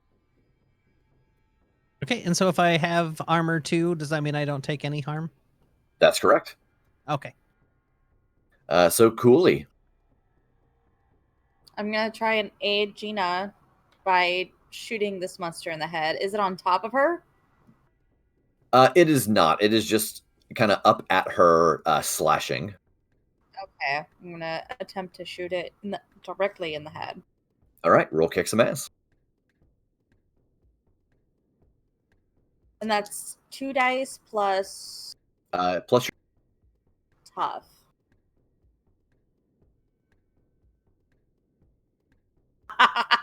-1. 6 and 2. -1. Okay, so still a 7. So how much damage does your 2 harm close. 2 harm. Yeah, so you put a bullet into this one, and you've had the conversation earlier about harming these people, and I think that in this moment you very quickly get the sense that these may not be the citizens of this town, because as soon as you put this bullet through the head of the creature attacking Gina, it bursts into ash and dust and just is in the wind. These aren't people anymore. Or that's strange. I'm gonna take a picture of it. I have this very clear visual of Insta. Of just dust, like just like pistol one hand, camera in the other hand. Oh yeah, like a selfie, like just like have my gun and the dust in there, like killed it, like a special mount for your pistol that actually just holds your smartphone where the sight is. Uses it as a scope. Yeah, just like peek. Post it on Instagram. 60,000 followers. Hashtag monsters. Hashtag save monsters. Emphas and Tilt, you were both able to get up during the kind of initial onslaught. So what are the two of you up to in this moment? Tilt, are you a combat character? Are you like a shooty person? I can't remember offhand what your archetype was. Crooked is usually not. I do have some weapons. It gives me like 3 of them, but my tough sucks. Okay, cool. I'm gonna step in front of you since you're small, and like kind of put you behind my tall, weedy body, and I'm going to attempt to throw a wall of fire forward into the approaching creatures, just to put a giant barrier between us and them. Just fuck this, we're out of here. Excellent. So I believe for your combat magic, you still roll kick some ass. Is that right? Yep, but I use weird instead of tough. Even better. Emphasis aesthetic is just fucking strange. All right, here we go. That's 12 total. All right. So what does that get you in the sense of your magic attack? Okay, so my wall is a 1 harm magic barrier, close 1 armor, obvious loud.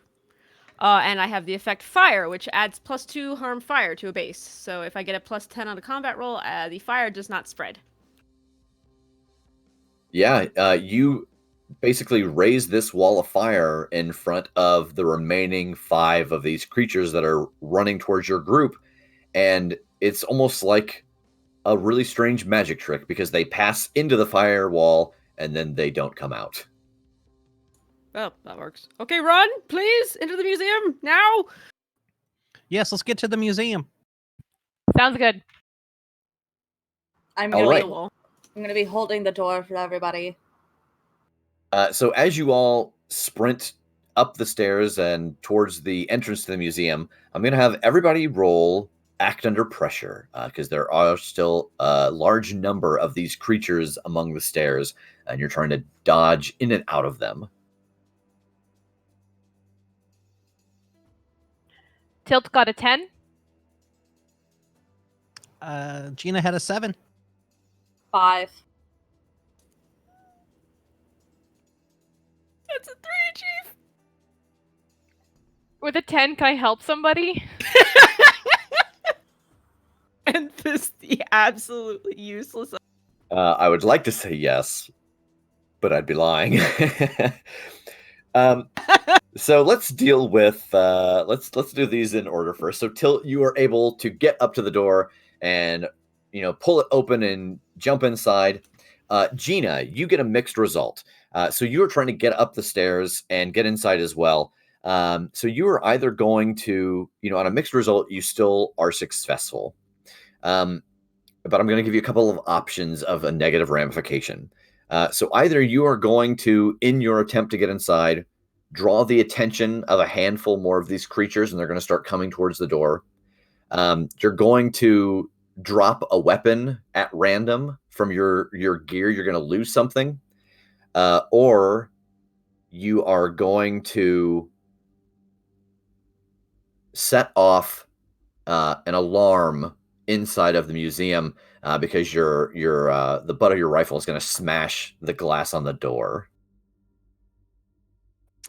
It will definitely be a weapon that I lose randomly and not like the med kit. Yes. I think I'll take that one then. Okay. And how many weapons do you have total? I have 3. Okay, so just roll one of the d6 and make one of the weapons 1, 2, 1, 3, 4, and 1, 5, 6. And yeah, I'll just go top to bottom 1, 2, 3.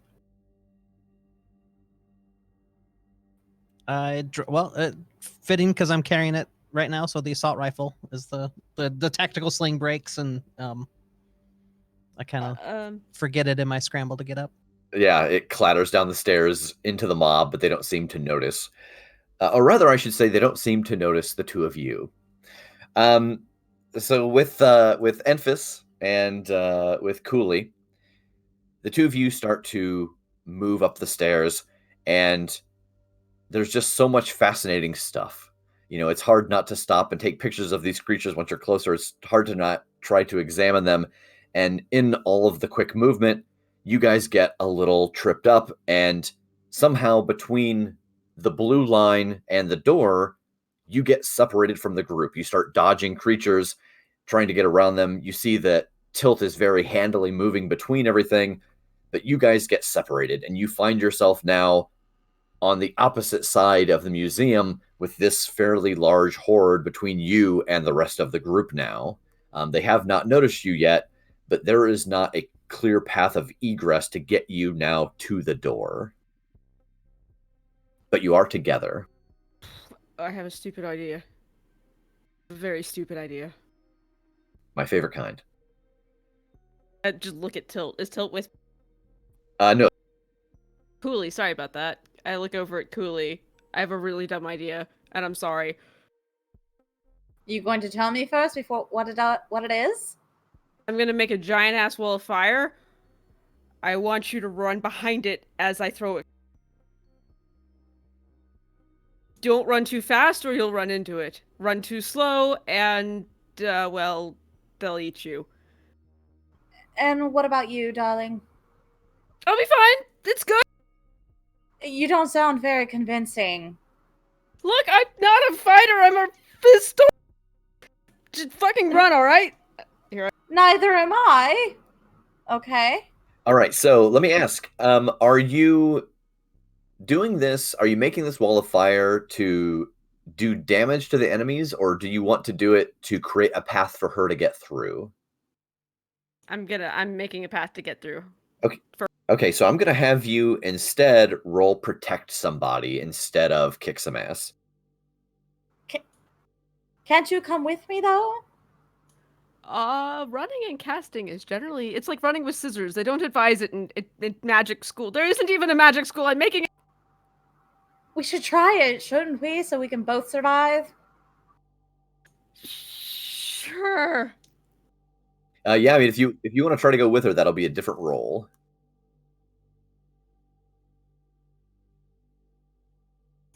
I'm convinced that I will try to go with her. She's made a convincing point. Also, I don't... Okay, that's fair. So it'll be act under pressure instead to get you both through. God. May I, if at the moment for Tilt, read a bad situation? I got a 13. Yeah. So you. This is a bad Yeah, situation. this is fair. So yeah, Tilt, you were able to get inside with no problem, and you kind of are peeking back out the door as Gina rushes by. So yeah, you get a hold 3 on read a bad situation. Okay, what's the best way to protect the victims? Those two. You think that with the side of the horde outside, the best way might be to see if you can find a different entrance for them to get into. Okay, I'm pretty sure I know what the biggest threat is. Are there any dangers we haven't noticed?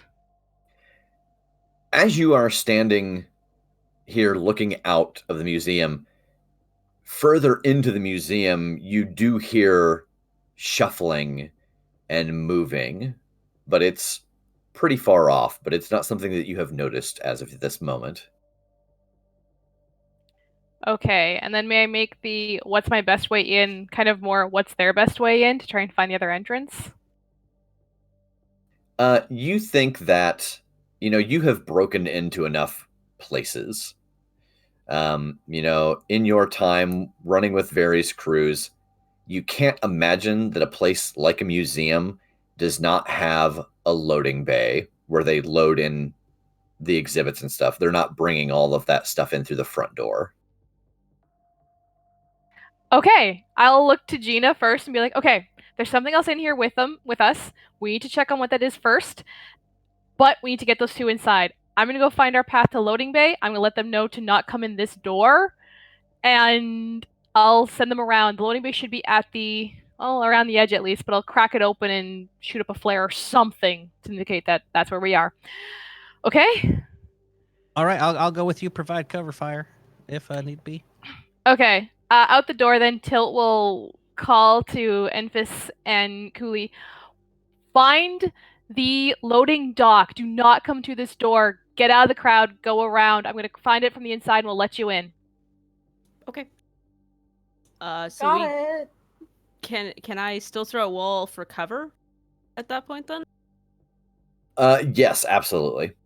If we're gonna turn and go the other direction, I want to block anything following us. It's not our friend. So, I was about to ask you if that was a spellcraft roll. Holy.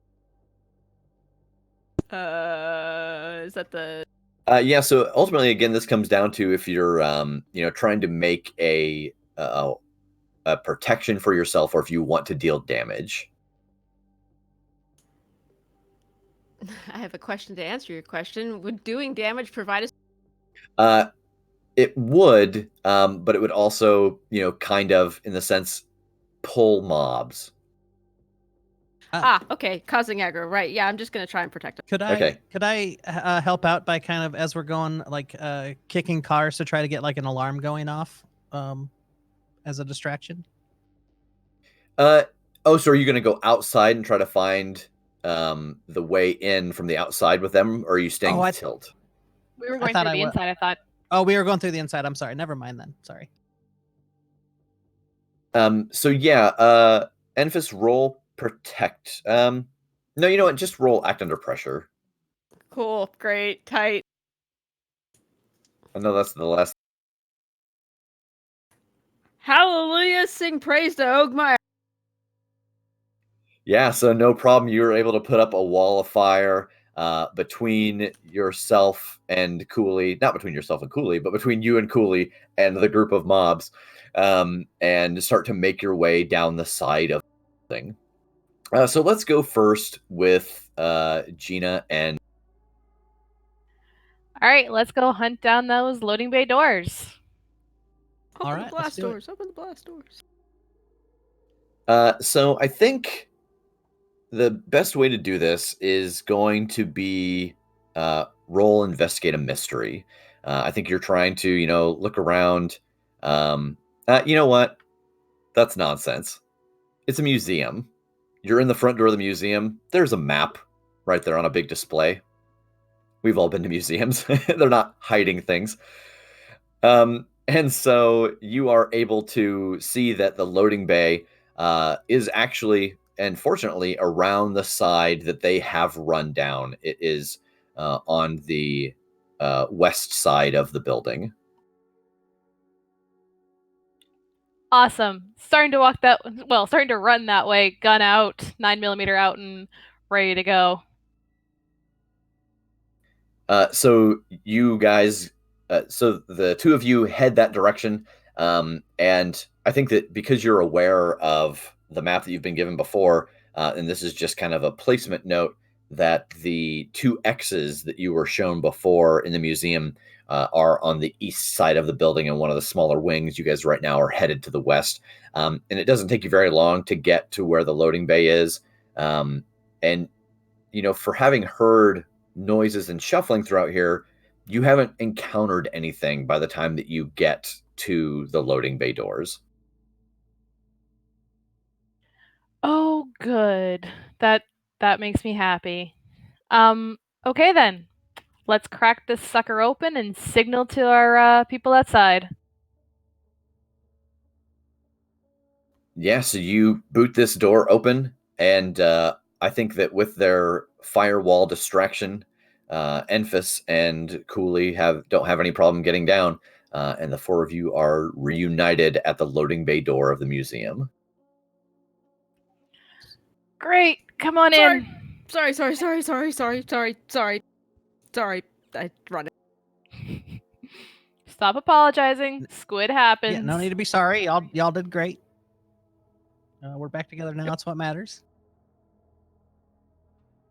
Cooley's probably going to kill me. Nonsense. You'll be fine. Let's so heads up, we've heard shuffling sounds in here. There might be something in here, so let's not burn the museum down. It's always pillage then burn. So let's keep that in mind. And let's be careful. It's this way across from us.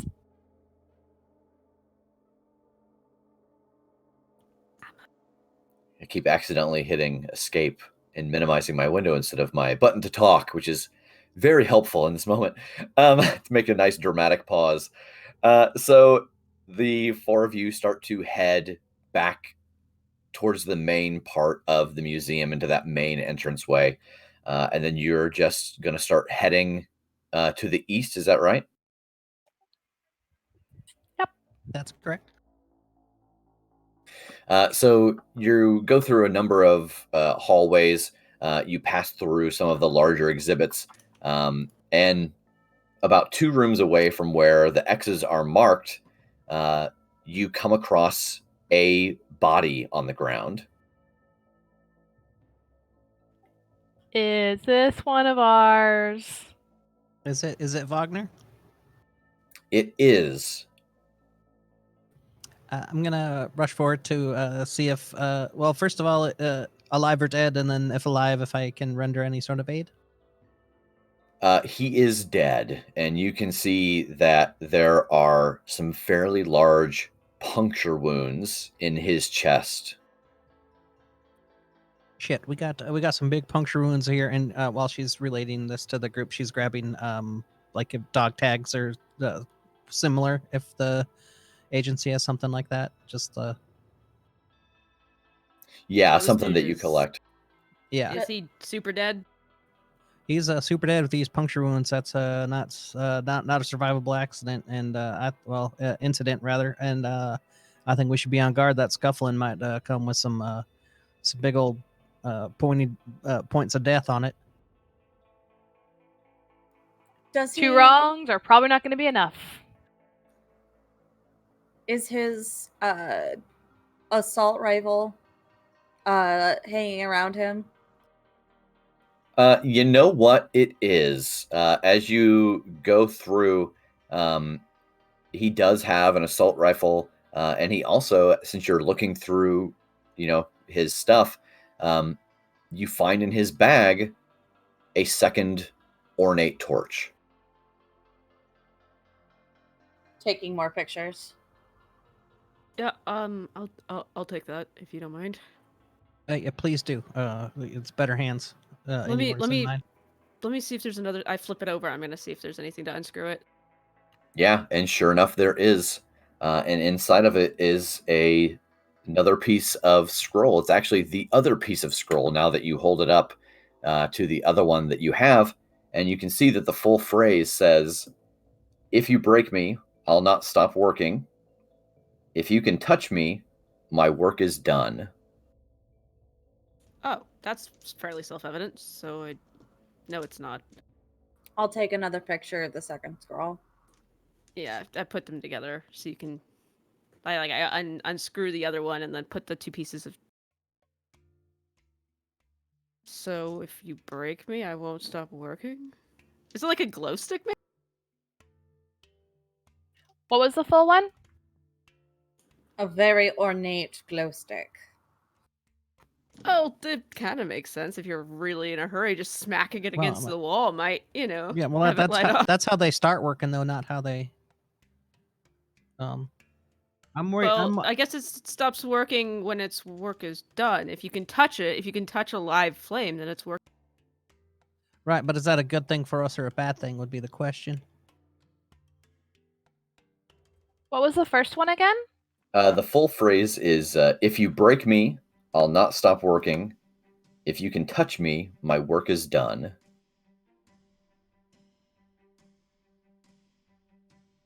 Yeah, I feel like this is a glow stick situation.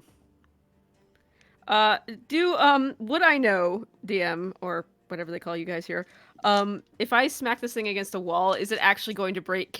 Are magical items generally considered sturdier than regular items? Phenomenal question. I think that because you can, it is made out of some fairly ornate metal. You don't think that it would break. If I hit it on something super, super hard, I'm going to attract attention, however.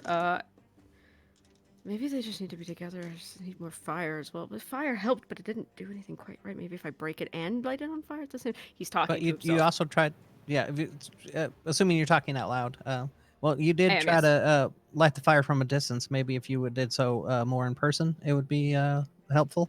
Right, but not here where there's a big giant echoey building that's like waiting for fire explosion things to be amplified into it to cause all kinds of attention to us. I think we should wait. Yes. I mean, if there's 4 of them and there's 2 scrolls so far, maybe all 4 of the scrolls together actually give more hints. That Well, sounds wise to me. Also, let's see what these other 2 marks here are. I suspect that's where the Aleister Crowley display is where this wing is marked. That's correct. Can I light that on? Tempting. I'm going to take a picture of that. And then just keeping an eye on my acquaintance if they are still alive in the city. Yeah, you have yet to hear back from what you have sent them. But as you are checking it, you do see that when you open your phone, you get the 3 dots, and then it vanishes. And then you get the 3 dots, and then it vanishes, and then it's gone for a while. Okay. And I send a picture of a torch to them as well. Just one. And I think at this point, it would be good to, with you sending that information to them, that you can look at your questions on connect the dots. And this might trigger asking one of those. Yeah.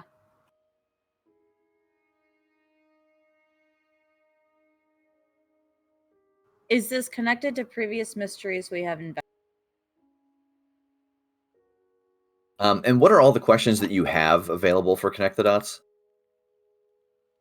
I think I used one up already, maybe? But is this person connected to current events more than they are saying? When and where will the next critical event occur? What does the monster want from this person?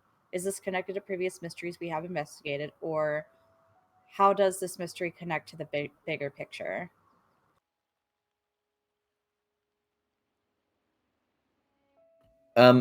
So I think that sending the picture, you've sent the scrap of paper, since you guys have not done a mystery together, at least in the sense of the us together. Like canonically, you guys know each other. But I'm going to give you the answer to that last question.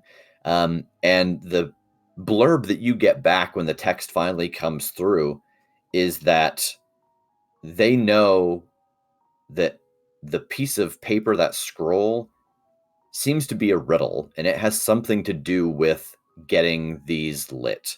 That whatever the answer to that riddle is, lights these, but they haven't been able to figure out what that answer is and how you use that to light the torch. Let me know when you do. And I put my phone away.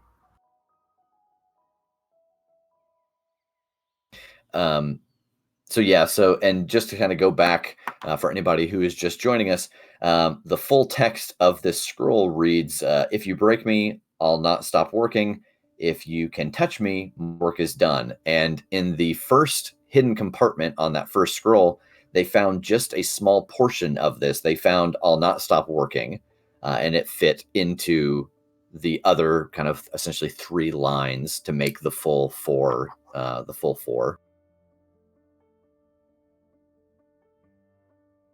Okay. Yeah, I'm getting real suspicious. We need to find the other 2 torches to complete this stanzas.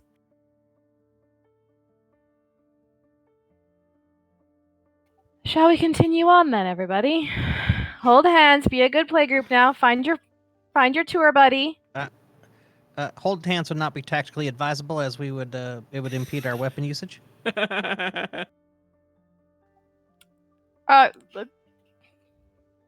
I was making a joke, but you are entirely correct. No, my apologies. Yeah, it was very humorous, and I'm sorry. It went over my.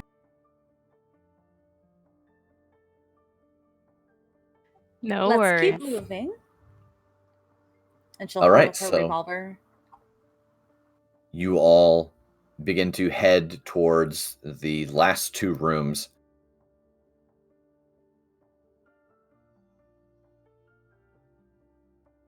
And as you get about 15 feet away from the last room, you do see that there is this darkness that you saw outside, the darkness that was described by Drake emanating from the room, that it is just almost rolling out in waves and breaking off and going out of windows and going down hallways.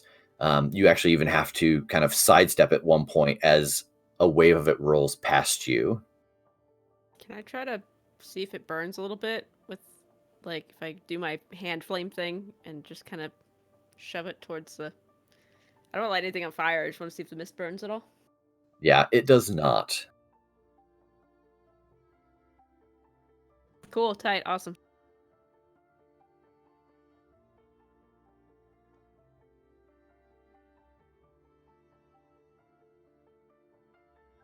Great. Do we need our rebreathers right about now, do we think?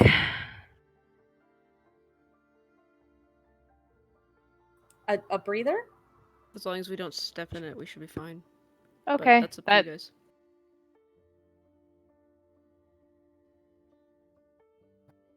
All right, let's see what this room has to offer. Perhaps the other another scroll being here, or maybe some more information. Yeah, and you can tell, if you go into this room, you will be in it. You can't even really see into this room. It's so full of this mist. All right, perhaps I think I should go in, but we need somebody with that can do the magics as well. And I know Enfys needs a rebreather. Or I could stay out here if Enfys 2 can of have you. mine. All right, thank you. If you... Okay. I mean, I guess it has to be me, doesn't it? It absolutely you are- does. We'll stay out here and you we'll are watch the door. Yeah, let's do it. Okay. I put the thing on. Alright, well, here goes. I'm gonna start looking around as fast as I can while still being thorough. I don't know what that looks like. All right, and are you going in by yourself, or where's everyone else staying? Is anybody coming with me? I'll go. Yeah, I'm. No, Gina's following. The two of you stay out here, just in case. I don't want to leave one alone. Okay.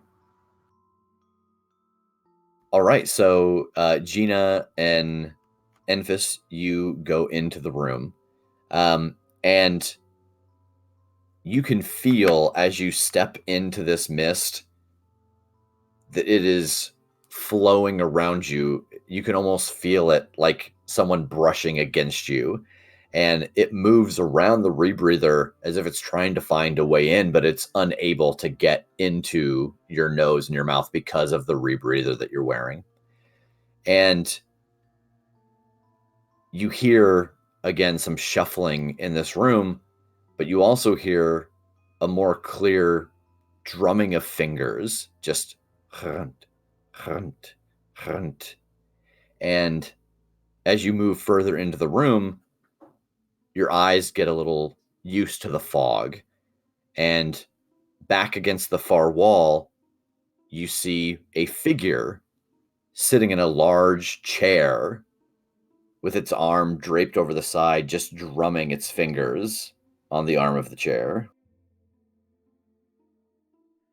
May I read this as a bad situation? Yeah, roll read a bad situation. Cool. Could I either possibly help out with that or do the same? Yeah, so essentially you can aid here. You can roll help out, but two people Sure. generally can't roll the same move unless it's combat. That's what I figured. But yeah, I'm happy to help out.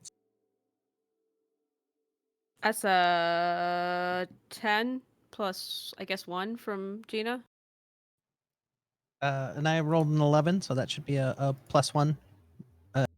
Yeah, so you get a hold 3. Okay, and I am also going to do my third. Yeah, so when you activate your third eye, and this will kind of affect the answers that you get, but I think just in general, you are able to see right away that around the room there are 3 on one side, 4 on the other of the creatures that you have seen outside that seem to be shrouded by the darkness, that it's kind of concealing them. That you can tell that the figure sitting on this high-backed wooden chair, all of that darkness is just emanating from them. They are the darkest thing in the room in the sense of the magical energy that you see. Well, that kind of answers about 3 of those questions. Yeah, I think the third eye gives you a lot of additional intel. It's actually visible on Enfys's forehead. It's kind of a pale purple glow that just appears very briefly like a little light right above his forehead, and then it flickers away. It's almost like a flame. Okay. Obviously, the biggest threat in the room is the motherfucker in the chair. What's the most vulnerable to me, I guess, since I've got 2 frickin' torches that I don't know how to use and some fire. What is most vulnerable to you? I think at this moment, the thing that is most vulnerable to you in the room are the creatures on either side, because you have seen how the fire has damaged them. How do we protect the city from this? How do we protect the victims of all of this crap? I guess is my next question.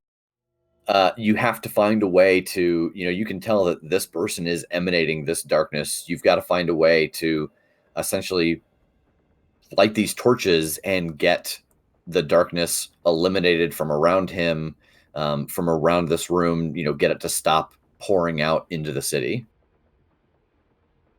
Okay. And are there any dangers that we haven't noticed? Or was that that I just noticed everything? Yeah, I think the dangers that you hadn't noticed kind of go with the creatures that were being hidden by the fog. I think the additional thing that you might notice with your magic sense is that the closer you are, you notice that this fog is darker, it's heavier, it's denser, and just from what you know of what Gina told you about these rebreathers, you feel like the closer you are, the faster it might burn through the time that you have with them. I'm gonna do what any sensible human being would do in this situation and back the fuck out of the room and grab my compatriot with me. All right. So I think. Are you trying to? I assume you're trying to sneak out. You're trying to get out unseen. Yeah. I'm just so gonna be roll quietly act just under pressure. Great! I love this roll. That's that's a 9. All right, so you can get out of the room, and I think that your main goal is to be unnoticed. I assume by the figure in the chair. Is that safe to assume? In general, yeah. I just want to just back Hmm. very quiet. So you'll be able to get out, but your kind of bad choices are that you can get out and he will not notice you, but you're going to have spent enough time that close to him that you think this rebreather is almost done for because you got so close into that dense fog. Or a couple of the creatures around the room are not necessarily going to notice you, but they're going to come out into the hallway because they're just kind of randomly moving around and patrolling. So you're going to have some enemies come out in the room with you. Or I think the third option is that in the shock of seeing all of this and kind of the grab and the go, that you will leave something behind.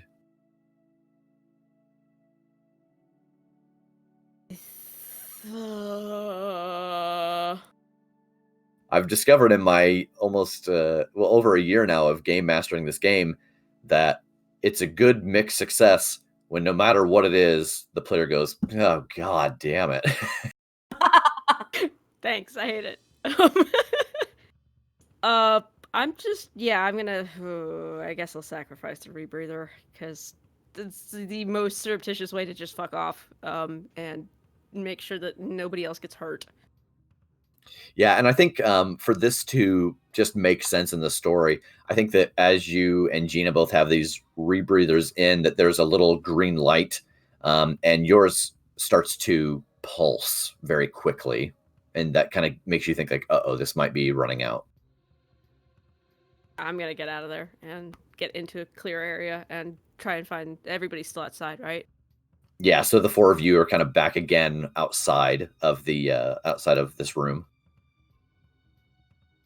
So I'm just talking with Till, and I'm like, so yeah, that's how I. Shut up, follow me. What? Okay. Oh, Come with me. sure.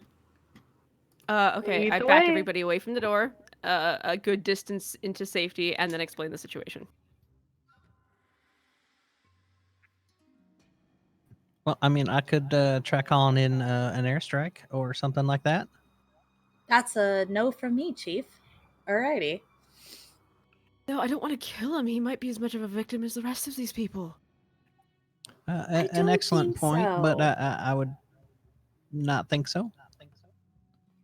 So I think everyone in the city is pretty much lost, That's very. as we know. There's got to be something we can do. I think Cooley is right.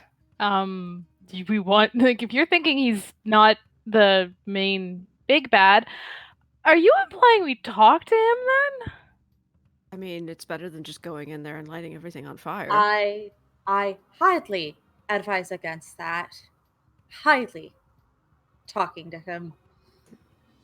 Not great with people, but I point to the dead body that's across from us.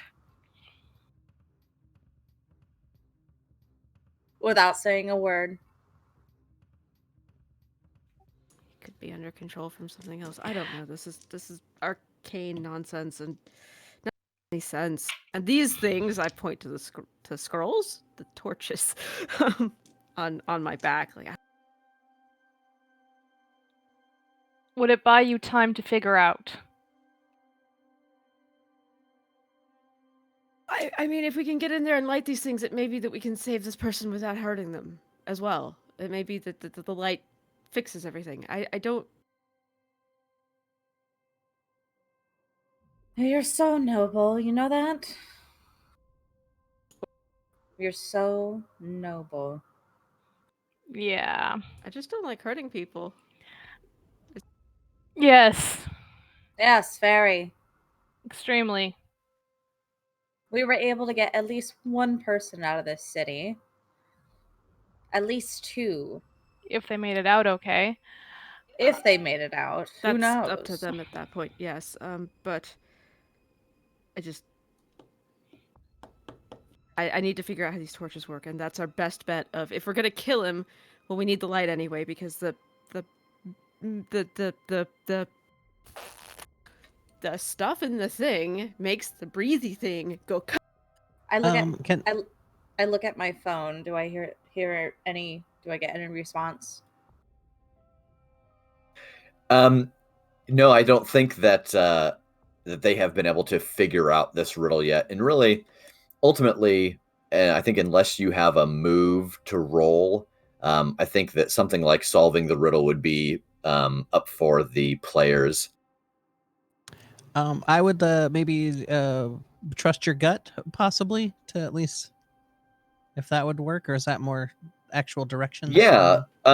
No, I think since you guys are kind of in this spot, not certain which direction to go, what to do, this would be a good use of trust your gut. And for Gina, trust your gut. We haven't talked about these yet. So everybody has a "Why are you weird" move. In the original Monster of the Week book, everybody could use magic, but Michael Sands, the creator of the game, decided that this doesn't necessarily work for all characters. People are going to make a Monster Hunter where it doesn't really make sense for them to use magic. So he created a handful of other weird moves. And the one that Gina has is Trust Your Gut, which allows her to roll weird and just kind of get that instinctive, you know what, this is what we should do.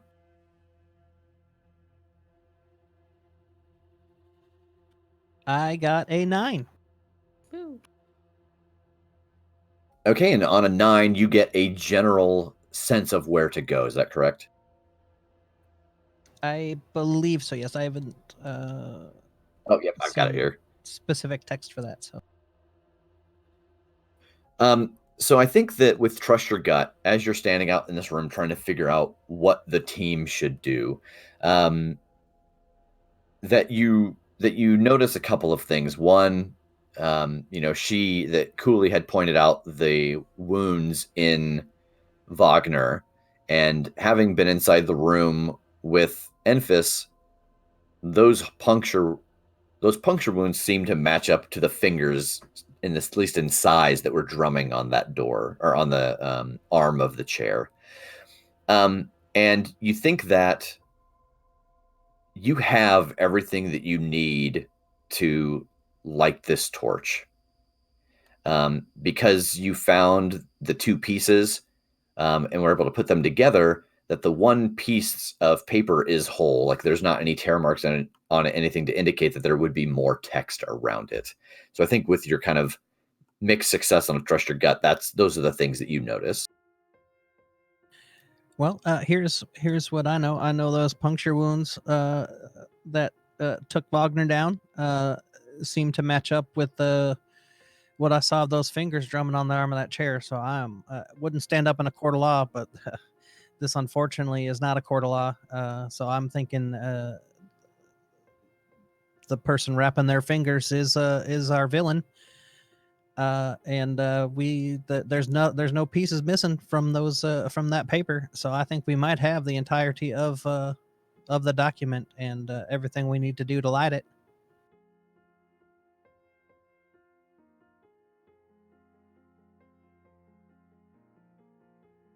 You're muted.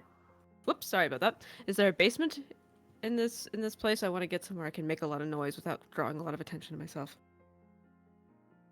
Yeah, you think that if you went back to the loading bay, that's a good enough place to not call attention to us. Yeah.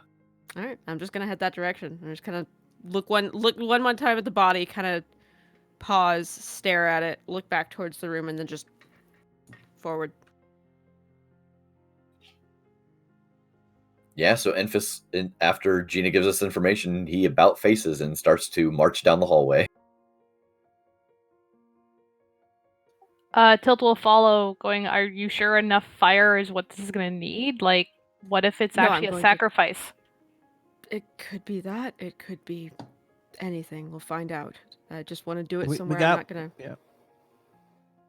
Yeah, Call we got what we got, and the clock is kind of ticking too for it. Exactly.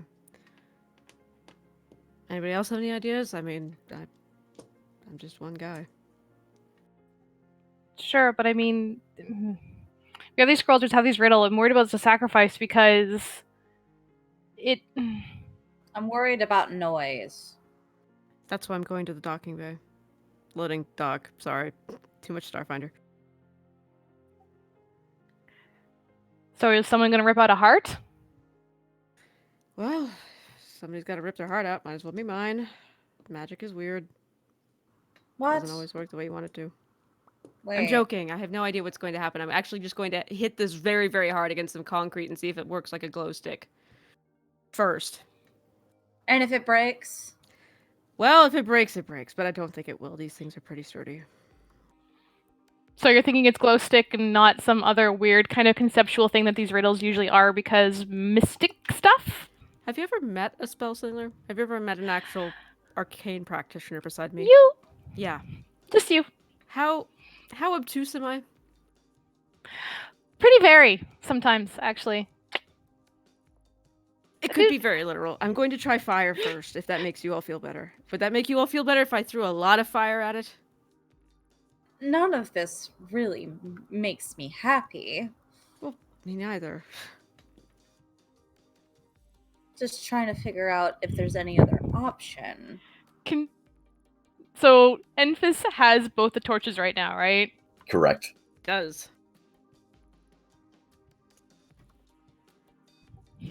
Would it be Okay. possible to start with a little bit of fire and work your way up to bigger fire?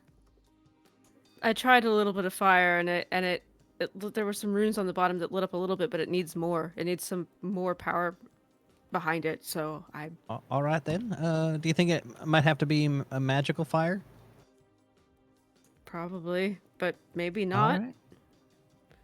It could be just actual fire. Like hey, let's get some crates and build a bonfire in the. Is there anything? It's a loading dock. Are there any like flammable chemicals or anything? Yeah, there would be some a small can of gasoline here. Just whatever you do, put your heart into it. Though I do have to say that giving that answer really felt like the phrase "enough rope to hang themselves." Yes, indeed. Oh no. Here's a can of gasoline that burns pretty well. It might help. Up to you to use it or not. You are the Try my fire first if that's all the same to you. I'm just going to turn around and act like this isn't happening, and I take out my revolver and keep a lookout. Look, expert is a really loose term, okay? It's not like I went to school for this. Sure, and I'm just gonna sit way back by the door away from the flaming things. That's a very good idea. Can I find some sort of like concrete, like, you know how they have those drainage pipes and concrete floors? You can just stick a thing at like a pole in it. Oh, yeah. The music just got really weird. No, it's a sudden flicker of music in that happens in the museum. It's just Yeah, we walked past a weird exhibit. yeah. Just like flip this on, yep. In 1884. So as you are putting this into the floor and launching fire at it, explain to me what you're doing. I mean, obviously you're launching fire at it. Are you washing it to see how it reacts differently? Are you, is this kind of a litmus I'm gonna ramp it test? up. Okay, I'm so gonna you're washing throw- to see Yeah. the effect like of a more fire. Yeah, a single ball, which I did earlier, and it just lit up a few. So I know I only have a wall and a missile attack. Is there a way that I can actually just channel fire at it? I think that we could use your wall as that. Okay. I'm just gonna try and dump as much fire magic into this as humanly possible. Like, fuck it, let's just do it. I'm just gonna go all out. Okay. And who all is kind of watching this? From the side, kind of watching the door, watching the loading bay. And Gina yeah. would be doing pretty much the same. Head on a swivel, going between the torches and possible danger incoming. Okay. Is anybody watching just the torches? I'm just trying to get a sense of where everyone will be in this moment. Tilt watched just the torches since these two are watching the door, and the torches, it's like, okay, it's two sets of eyes on the door. Let's keep an eye out on Enfys and the torch so Enfys does not blow up themselves or the torch. Okay, so Enfys, roll your use magic, your kick some ass with magic. Oh boy. And Tilt, I'm going to have you roll investigate a mystery. And your success level will kind of depend on his success level as well.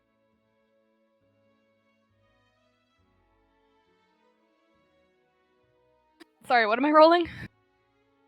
So roll that, and I'll let you know what your bonus here is once we know what Enfys's roll is. 10. Okay, so you can roll investigate a mystery with your full.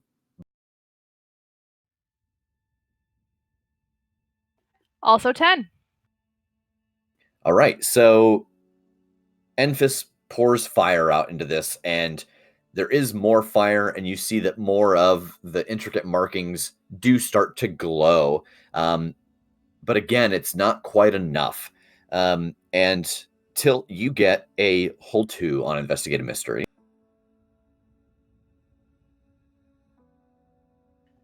Okay. I'm going to go with what is being concealed here, as in, if that much fire is going into it, what's we missing? Okay, so I think that this actually works out pretty well because Tilt a couple of times has said a heart. A heart. Do we have to do some kind of a sacrifice? Because the answer to this is heart. And you start to think back to the mission briefing, and you know that there is negative energy involved with this. And you have the sense that it's almost like Peter Pan, that while you're lighting it, you've got to be thinking of something positive. You've got to be thinking of something that you love to fully ignite the torch. Aw. Oh, I was talking about that. I'm going to hold for the moment, and just kind of turn to Enfys and go, remember when I said put your heart into it? What do you love? What do you care about? That's sort of a rather large and personal question, Tilt. You don't have to answer out loud to me, but until it just kind of you're not still flaming on the torch, right? There's not fire still on it. No, I'm gonna stop for a second. I'm looking kind of haggard, kind of just breathless and sort of like. Tilt will go up. Oh, you mean like a? Tilt will go up to one of the torches and just kind of put a hand on it, and not saying what she's thinking about, but she's gonna think of something that's made her very happy, and just that kind of thing. Something that she really enjoys. Yeah, so I think that in this moment, Tilt walks over and pulls this out, and she has this realization, and we pan in on her face as she's looking at the base of the torch, and off camera we hear the snap of a Zippo, and we see her hand coming in as she's thinking about this and touch the top of the torch, and it ignites with a white fire. Really? You didn't ask what I was thinking of. That's brilliant. I would never have thought of that. And I'll turn to the other one. Unless you want to do it. Yeah. I'm catching this on my camera. I'm recording it. I mean, if anybody can do it, if anybody wants to light these things. Why don't you? Hand the other torch to you. I kind of look at it, and there's this moment where Enfys kind of stares down at it and looks back up at you and just kind of shoves the torch back towards you and says, I don't know. But you seem to, so why don't Okay. So you go to, what do you do with the torch that you are carrying? Actually, I will attempt to light the one torch with the other. So I think the thing that you notice as you bring the two torches together, that the flame transfers from one to the other, but they do not both burn. Can't be me. Gotta be someone else. Who'd like to try? For fuck's sake, just give me the torch. Whiskey Tango It'll Foxtrot, take us- Gina. Yeah, it'll take her a second, and she'll be like, all right, oh, okay, there's some. God damn it, just give me a second to think of the fucking thing I love. All right.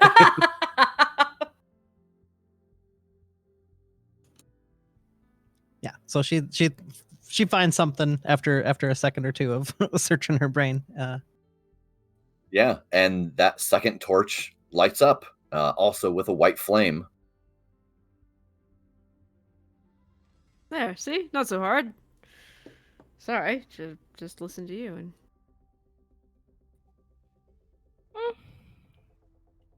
We weren't sure it was gonna work. well, let's go do the Stick some fire up some bad guy's butt. Yeah. Yeah, I like that. All right, so the four of you head back towards the east room. And the very first thing that you notice as you go down this hallway is that with these two torches out, any of this that comes down the hallway, some of it dissipates entirely when it hits the light. Some of it just becomes weaker, but still goes out. But there is enough light from both of these torches that it is having an effect on the darkness pouring out of this room, but it is not enough that it is completely annihilating this kind of shadow from the space. Maybe we need to find the other ones. Do we know where they are? Have any guesses? I think they're inside here. The map that we had showed X's in this wing, and this is it. They're probably taken in the darkness, so when we find them, we'll pass them to you two and get them lit right away. I wouldn't rely on me for that, but okay, I'll do my best. And there's gotta be have- something. Well, if we can only light one torch ourselves, we're gonna have to rely on you at some point in time, dear. Have some self-confidence. My God. Anyway, I'll try. You'll do fine. good. Work on it. So the four of you going to head into this room? Yeah, Yes. let's all try to move as a group, and those that aren't holding the torch, try to stay within the light. Okay. I have my revolver up. Can I ready an action? It's not a thing, but what do you want to do? If anything comes towards us, if any of the shadowed creatures come towards us, I am going to ring us in a ring of fire. Oh, yeah, that's fine. Yeah. I'm gonna Johnny. The theater that I am the associate artistic director at is doing Ring of Fire right now. Yeah, you head into this room. Who has the two remaining working rebreathers? I haven't used it.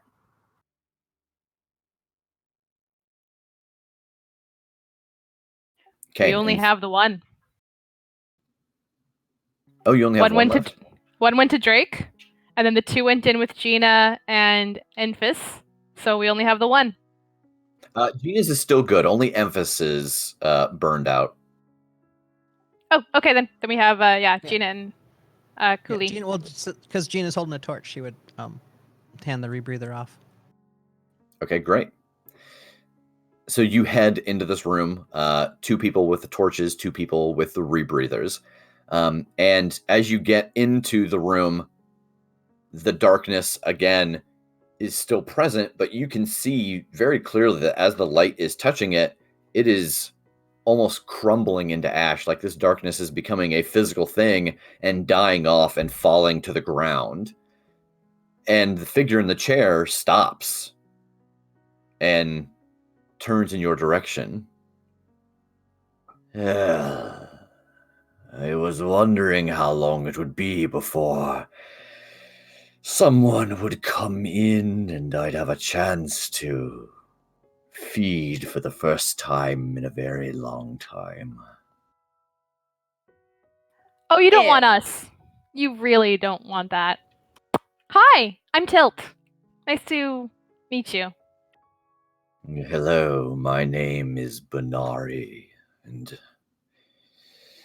I'm very hungry, and I think that you say I don't want you, but, well, sometimes necessity and all that.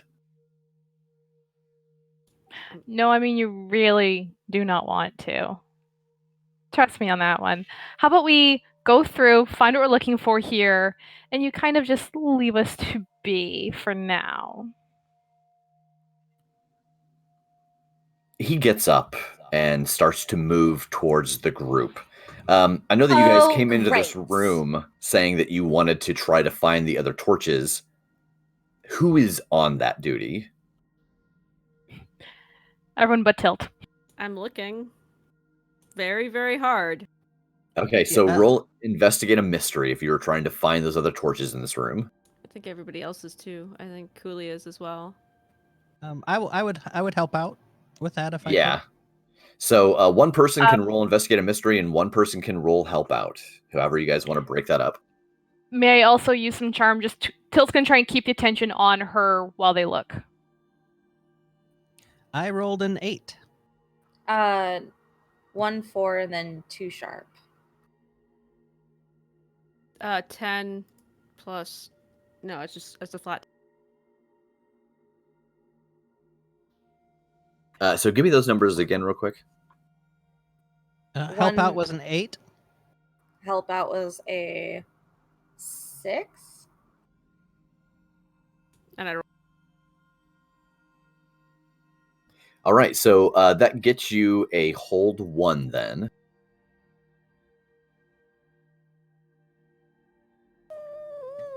Okay.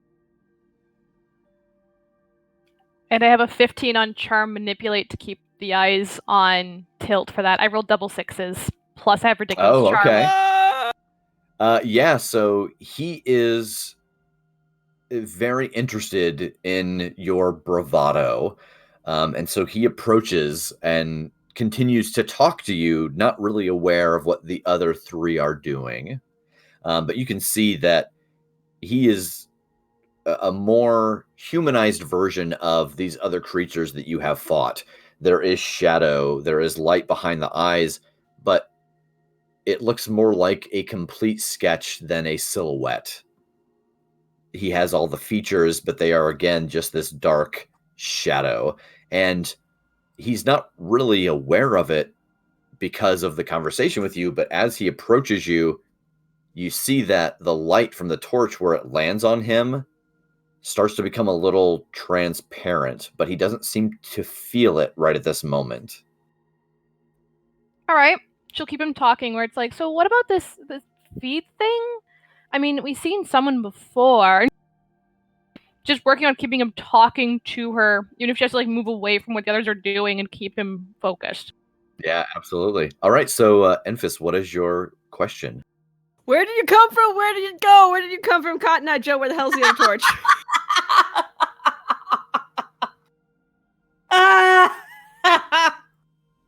You can see that there are 2 torches flanking the large wooden chair on the wall. Great. Okay. What magic was done here? I'm sorry. It's obvious. I can ask it, so I ask. The magic that was done here, you can see that now that he is not in the chair anymore, there is a number of symbols on the chair as well, and they are pulsing with this dark energy. And something that maybe shouldn't have come into contact with this chair, maybe a person did, and it activated, it let loose whatever was stored inside of this chair that has now taken over this physical form. Okay, goodness me, grammar. Are the other 2 torches in the crap? In the what? I'm sorry. In the crap. In the They are right next to either side of this large wooden chair. Well, it's been fun. I'm going for him. Okay, are you going for both of them? Dives into the darkness. Okay. Yes, I am. I'm not gonna stand on the chair. I'm pretty tall. All right, so roll act under pressure to dive out into the darkness and grab a hold of these. Hey kids, it's time to use the F. Could I help out perhaps by like taking a look for something to like grab out at him and stop him or something like that? Yeah, I think that if you have the sense that he is getting ready to leap out, that you can roll help out. You know, he is already being distracted by Tilt. So how would you help Enfys to grab these two torches? I'm guessing. Well, not guessing. I'm thinking that since he's not wearing a rebreather, do some combination of keeping the light, making sure he stays in the light, and hopefully. Okay, yeah. grabbing- So you're going to yeah. run out with him with the torch to Yeah. keep the darkness at bay. Okay, great. So yeah, Yes. roll it. And I got a 12 on that. Okay, so Enfys, that gives you a +1 to whatever that roll is, which must be great because of the look that you have been giving for the last 45 seconds. It's a 5 total, y'all. Well, you get a point of experience. Yay! Great. So as you leap out into the darkness to try to grab the torches off of the wall, Tilt, it is like a blur. Benari's hand shoots out and grabs Enfys by the neck. Enfys, you take 2 points of damage, not armor defeating. And you are just, even for as tall as you are being held off of the ground. And Benari slowly turns his head to you. Where do you think that you're going? Lunch. I was hungry. I don't want to be that girl necessarily, but help out if I roll a 12 on help out, it says lets them act as if they just rolled a 12 regardless of what. Oh, could you have a special move? That's what it says in help out. Help out grants them a +1 when you roll a 10 to a 12. That's not what I have on the sheet for a 12. It says, on. that's for Yeah, Yeah, advanced. it's on here. Yeah. Yeah, that you're looking at advanced. Okay. Well, I'm fucked. Well, I'd like to shotgun Bernari. All right, roll kick some ass. Can I also aid and shoot him with my millimeter?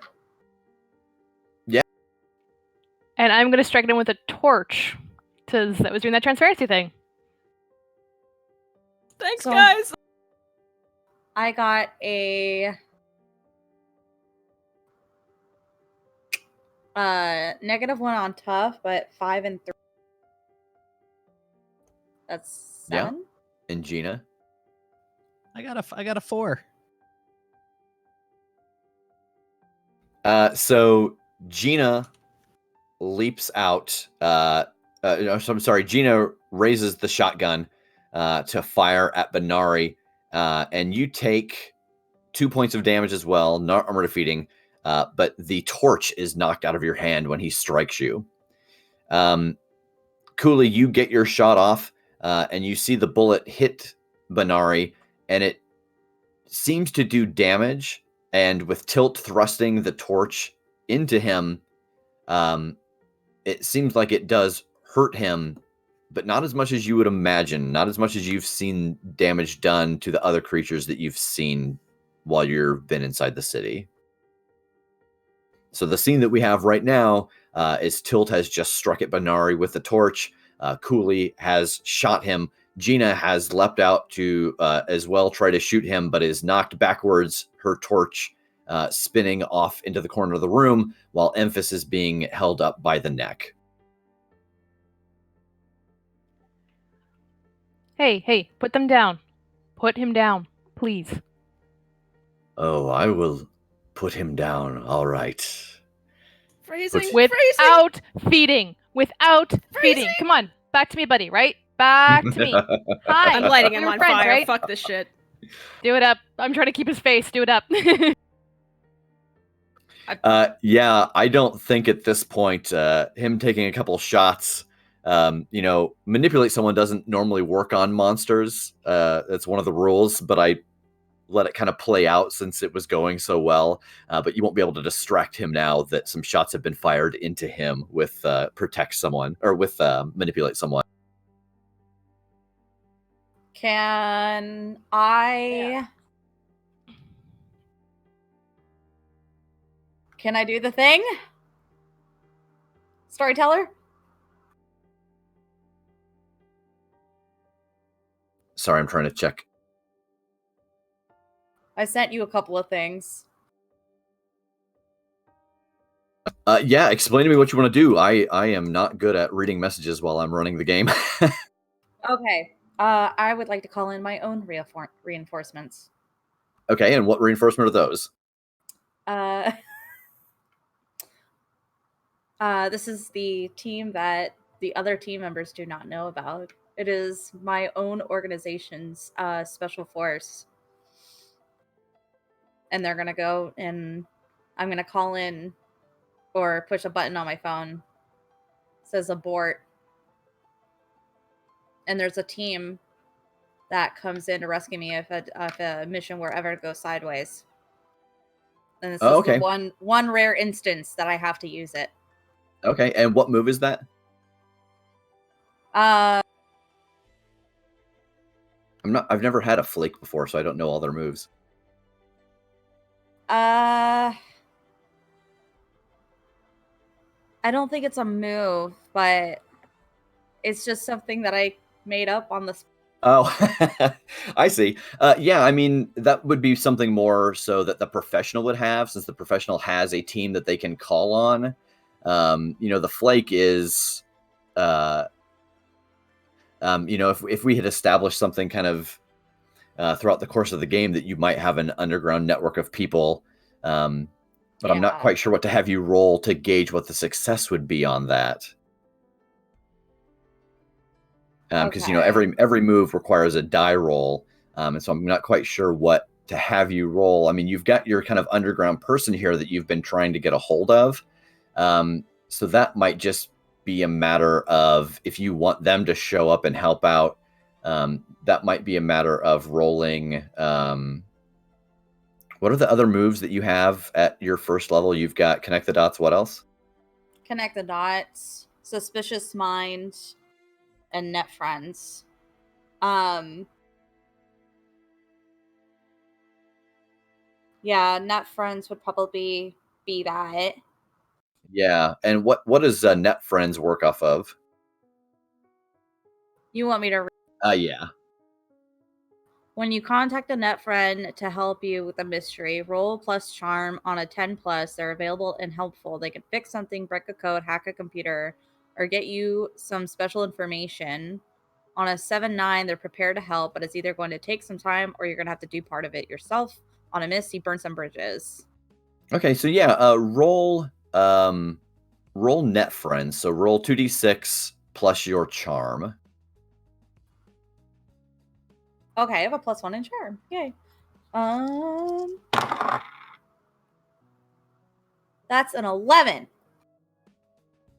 Okay, so what is the list that you get to pick from there? They're available and helpful. They can fix something, break a code, hack a computer, or get you some special information. So I guess I would tell my insider that I need help.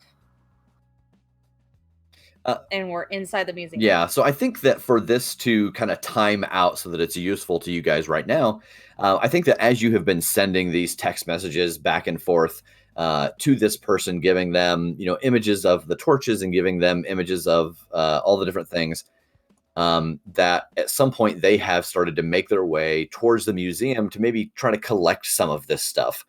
And that as you kind of find yourselves in this situation, with the torch going, scattering across the room, what is the name of your underground contact here in the city?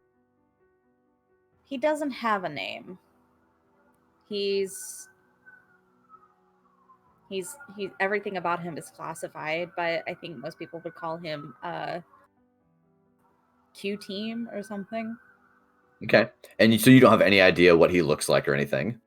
No, this is someone that Cooley has sent information to, but nobody in her own organization has ever seen his face. So, Okay. yeah. So as you see Gina's torch roll across the room, a gloved hand picks it up from the doorway and raises it up.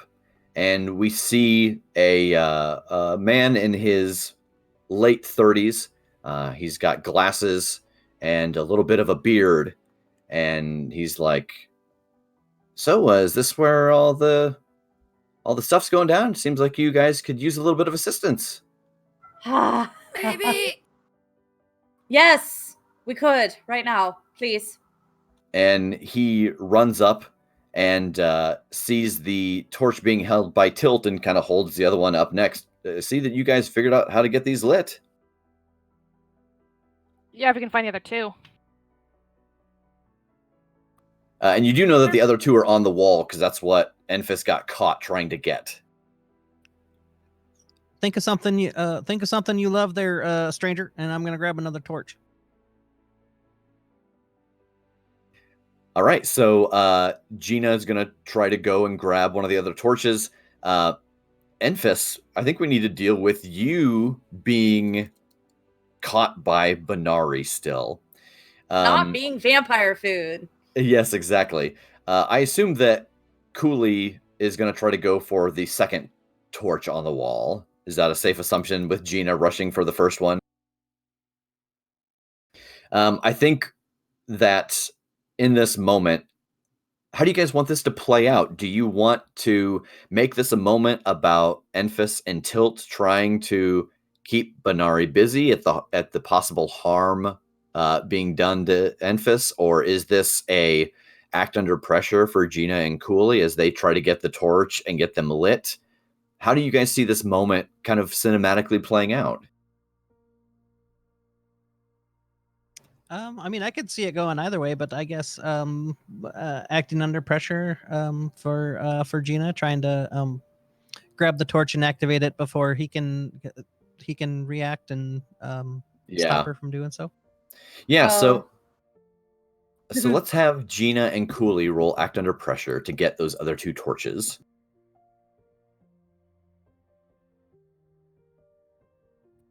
That would be a 12 for Gina. Would that be like a tough or no? That would be a cool. Okay. Yeah, yes, it is cool. That's cool. So I have a 7. All right, so you will be able to get the torch, but your worst outcome, your hard choice, your price to pay, is that either you're going to take a little bit of damage from Benari as he sees you get this torch off the wall. Your new friend is going to take some damage, and he might drop the torch that he is currently holding, or in his frustration, Benari is going to hurt Enfys a little more. I'm good. I'm fine. I'm going to take some damage because I haven't taken any damage in the entire game. All right. So you take 2 points of damage, not armor defeating, but you both are able to get these torches off the wall and light them. And with the light of all 4 torches going, you see that Benari starts to struggle and stagger, and the facade of him just totally melts away, and Enfys falls to the ground as the grip is released, and left standing where Benari was a moment ago is a very elderly man wearing some janitorial uniform. What the hell's going on? Sir? Yeah. Are you okay? Yeah, I was cleaning the exhibits and I sat down for a minute because I was tired. What happened? Did I doze off? A little bit, but I think you'll be fine. What's your name? My name's Wallace. Where do you work? I work here. I clean the museum.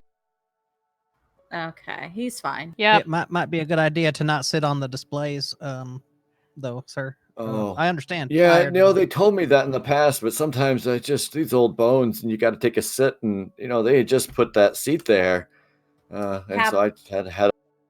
Yeah, no. Capitalism, am I right? Yeah. Stick it to the people. I'm Oh, gonna walk don't. over I'm to one the of chair those. and light it on fire.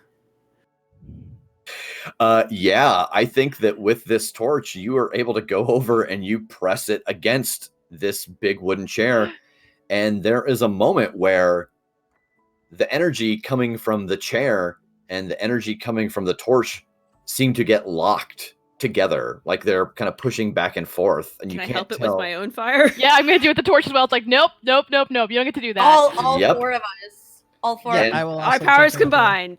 as you get all 4 of the torches on the chair, it goes down in flames into a pile of ash, Fucker. and all of the darkness throughout this room is gone. Captain Planet. Well, we only needed I'm heart. definitely Not hard. Nothing. None of that. Yeah, no. The gentleman with the glasses and the goatee smiles and says, "Well, is there anything else you need from me? I'm glad you've been sending me those messages. I was able to come and help out." Yes, thank you so much. Have you heard word from upstairs? Yeah, it seems like this is some stuff that they don't necessarily want anything to do with, just because of, well, weird shadow zombies, question mark. Did they have anywhere where we can keep this safe for the time being, or do we cleanse the city out with these torches? Oh, I think that's the case. yeah. I think that really helps us. yeah. And I think that this is where we kind of fade away, that we see outside of the building, and we see that the shadow is melting away from the city. And, we kind of close on the light of the torches burning away all of the darkness in the city, and all of these shadow creatures slowly reverting back to the people that they once were. So good job, everybody. Yay! Woo! We killed. You did. We killed people. Unfortunately, we did. It So happens. the last thing of the game that happens here is that, aside from the experience that you have gained while you were, the janitor is going to lose his job. So while you got Why some is this chair experience burnt? from doing fails, you also get experience from the end of session experience. So what I'm going to do is I'm going to ask you all these 4 questions, and depending on the answer to the question depends how much experience that you all get. So the first question is, did you conclude the current mystery? Yeah. Yes. Yeah. The current mystery, what was happening? What was going on? Let's do a little recap for it. Gloom and darkness over the city, transporting people into shades. Yes. Yep. That's very concise. That's about cleaner than what I had written down in the title of the episode. Did you save someone from certain death or worse? Yeah. Yeah. A few. A few A few people. people. Yeah. 50-50. Almost a whole More than city. 50-50. Yeah. More than that. Like 95%. 80-50. 95%. Come on, it's a large city. And Wallace. I mean, And Wallace. how could we forget Wallace? Poor Wallace. Did we learn something new and important about the world? Don't mess with Crowley. Friendship. Don't talk to him. Don't look at him. Don't sit in his chair. Don't sit in that fucking chair. That some of the stuff that he found, or maybe even some of the stuff that he created, might have some power to it. If this were an ongoing game that we were playing, he might become, tracking down maybe Crowley's artifacts might become the goal of this game, for example. Ooh. And then lastly, did we learn something new and important about one of the hunters? Tilt has a heart. Yeah. Tilt has a heart. We learned that Enfys doesn't love anything. Enfys is the opposite of that. which I was totally surprised about because I thought Enfys would come out and be like, I love everything, and that didn't happen. Yeah, and I also think that in this moment we learned, even though we don't know who the mysterious man that works with Cooley is, when this moment came up in the story, I glanced over as if I was in The Usual Suspects and started piecing things together. And the first thing I saw was Logan's icon. So it's good to know that Logan works for a shadow organization and is willing to come in and help out when needed. It was Logan all along coming in to help me. That's There awesome. we go. So let's go around one more time and tell where people can find us. Again, if you have just joined us, if you weren't here in the very beginning, we are doing this one-shot Wednesday. All through the month of June, Nerdsmith is doing a pre-order for some really awesome enamel pens. They are dragon rainbow pins. All of the pre-orders, all the money from that, 100% of it goes to Project Trevor throughout this month. So head on over to nerdsmith.org and you can order yours. And if the pre-orders are high enough, they're actually going to do a set of 10 enamel pride pins as well. So let's start at the bottom with Enfys. Sorry, it's sudden. What was I supposed to say? I'm sorry. Just a goodbye. Say who you are, where they can find you. Sorry. Yes. Hi. I'm Rooney Hansen. I'm a freelance artist for illustrator for Cubicle 7. When I'm not doing that, I host and am a cast member of The Unnamed Few on Sundays at 6 p.m. GMT, and we're playing 5e. And I draw a lot of stuff, and it's about what that's me. So yeah, be good to each other. Tilt.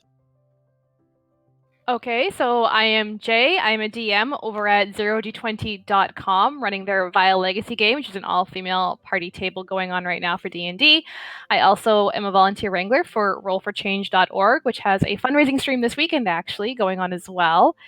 And I do this weird little crazy thing called Boudoir Dice. You should feel free to check that out. It's also just kind of sexy dice pictures. I'm not even joking about that. It's safe for work. Entirely safe for work. Sexy dice pictures. Have fun. Love it. Cooley.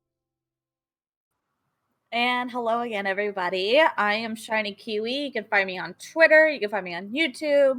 I am also the hostess of Introverts Guild on Twitch. And currently, I am in a podcast with 3 other friends of Nerdsmith called In Vain While Purchase Knocked. And that is a Vampire the Masquerade version 5 podcast. And you can just check us out on iTunes and Nerdsmith. So make sure to do that. So yeah, all the good things. And Gina. Hi, I'm Natalie, also known as Dark Aardvark at Dark_Aardvark on Twitter, which is the best place to find what's going on with me. Currently on Tuesdays, I run a D&D 5e Starjammer game. My games are much like this place, all about inclusion and accessibility and all that stuff. Good times and happy things. On the subject of sexy dice pictures, I actually last year did a pinup shoot with some dice and some nerdy stuff. And if you go over to my Twitter, that's my icon is one of those right now. And I'm also going to be playing in the Roll for Change charity event this Saturday. So. And I am Rev. I am the host and keeper of the Crit Show, which is an actual play podcast where we play Monster of the Week. We actually start our second season on the 3rd. And on the 3rd, we're also going to make another announcement as well, which will be a lot of fun. You can find me at Rev Deshane. And the Crit Show will actually be at Gen Con. For anybody coming to Gen Con, we're doing a live show there, as well as running sessions of Monster of the Week. But I believe that those are all sold out already, but I think we're going to try to add some more. So again, I just want to say, as the keeper of the game, you all did wonderful. This is the first time for any of them playing Monster of the Week. It is a lot to get thrown into a brand new game system a couple hours before we go live. So you all did a wonderful job. Thank you for rolling with the punches. It's a much different style than some games. A lot of cinematics and a lot of good moments when bad rolls happen. So thank you so much again for joining us. And don't forget to head on over to nerdsmith.org to get your pin for the Trevor Project. Have a good night.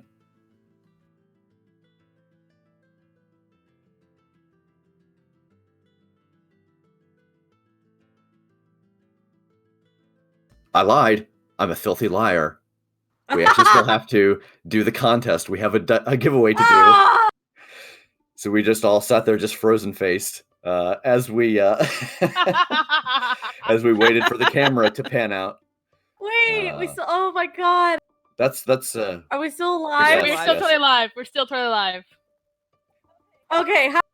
that is really a reflection on my life. Just a blank smile as I think things are over and they're not. Congrats, Jay. All right, Crazy Jay. Still. I don't know if players were allowed to enter, but I entered. I